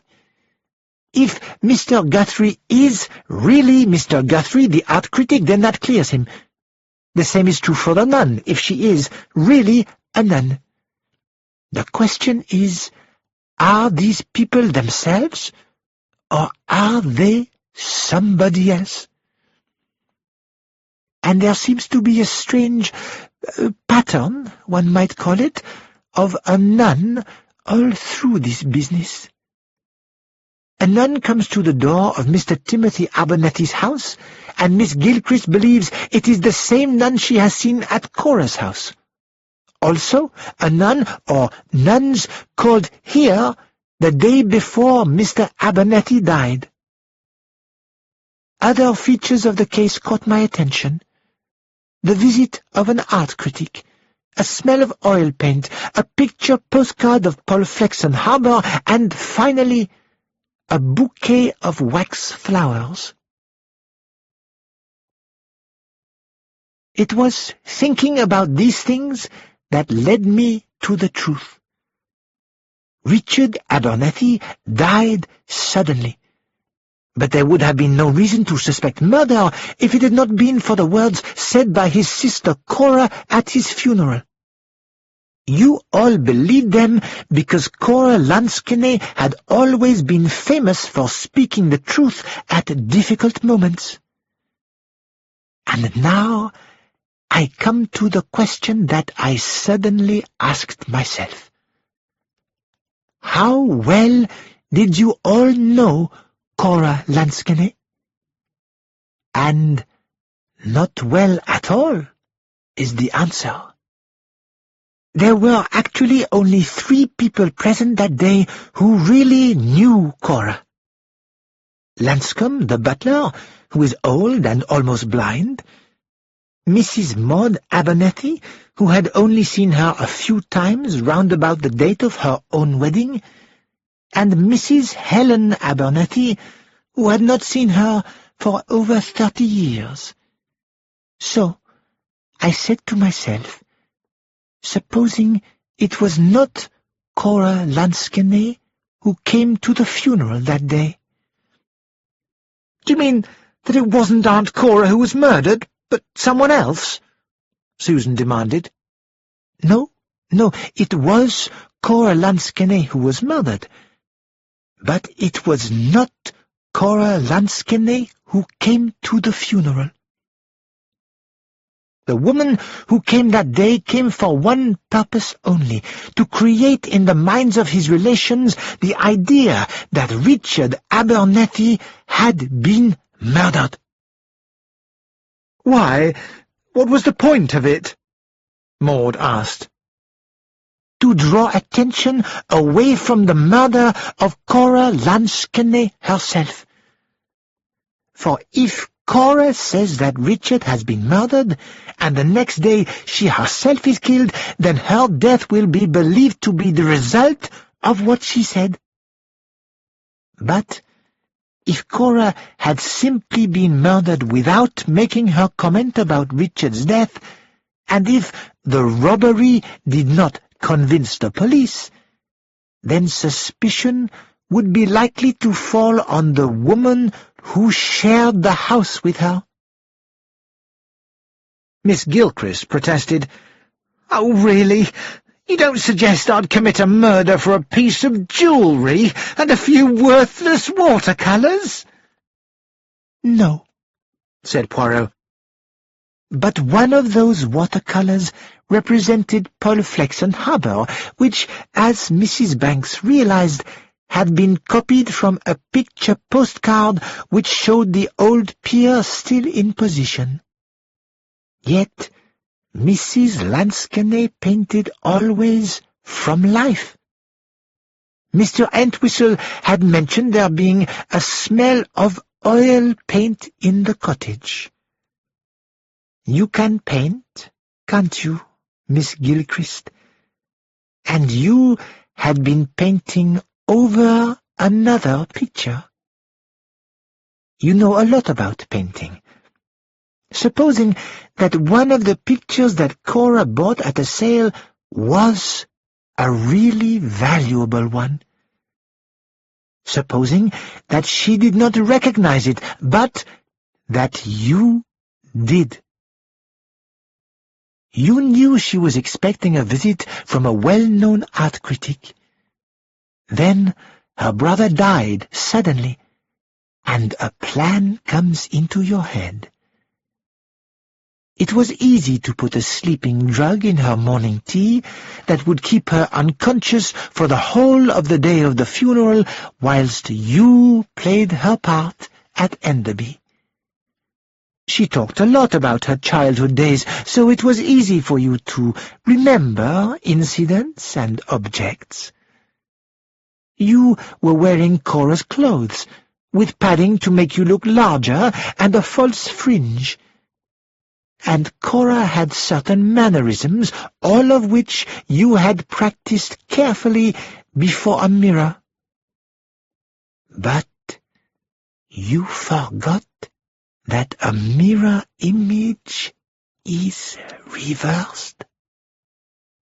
When you saw in the glass the perfect reproduction of Cora's sideways movement of the head, you didn't realize that it was actually the wrong way round.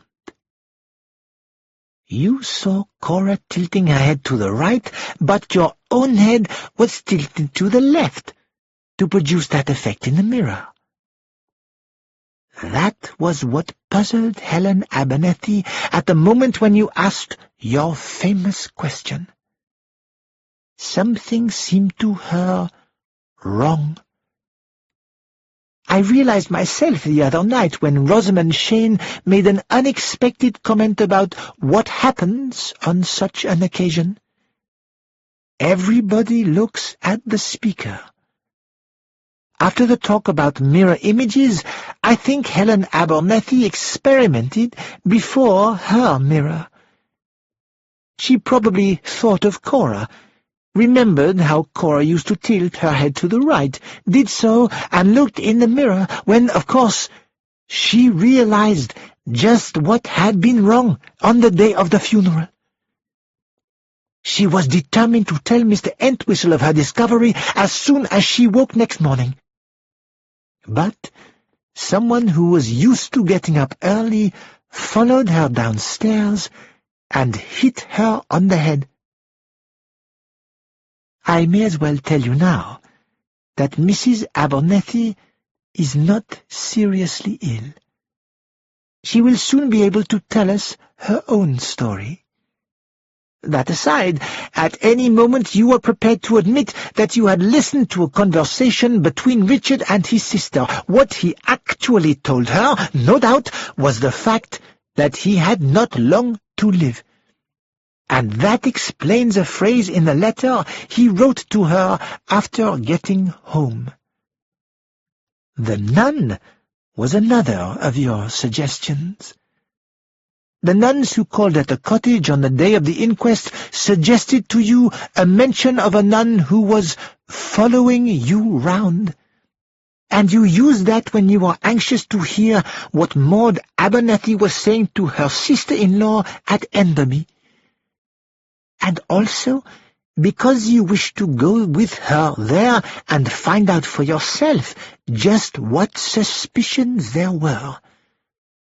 to poison yourself, badly but not fatally, with arsenic, is a very old trick, and made Inspector Morton suspicious of you." "But the picture," said Rosamond. "What was it?" Poirot slowly unfolded a telegram. "This morning, Mr. Entwistle went to Mr. Timothy Abernethie's house to look among the pictures in Miss Gilchrist's room. He was to take the one of Paul Flexen Harbour to London, and go to Mr. Guthrie, whom I had contacted by telegram. The hastily painted sketch of Paul Flexen was removed from the surface, and the original picture was exposed." He held up the telegram and read, "Definitely a Vermeer. Guthrie." Suddenly, Miss Gilchrist spoke. "I knew it was a Vermeer. She didn't know. She was always talking about Enderby and what they did there as children. You don't know how boring it is, listening to somebody saying the same things hour after hour and day after day. Boring, boring, boring, and nothing to look forward to. And then a Vermeer. Another Vermeer sold recently for over £5,000.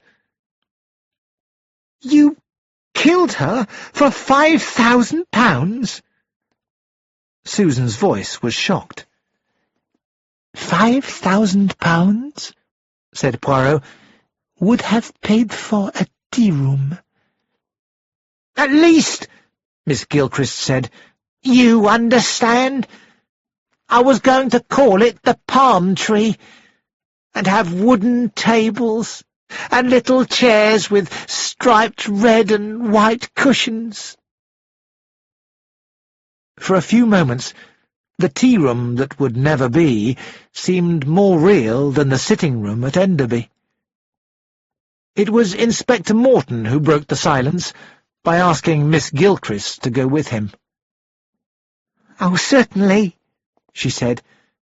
"I don't want to give any trouble. After all, if I can't have the palm tree, nothing really seems to matter very much." She went out of the room with him, and Susan said, her voice still shaken, "I've never imagined a ladylike murderer. It's horrible." Chapter 23. "But I don't understand the connection between the wax flowers and the marble table," said Rosamond.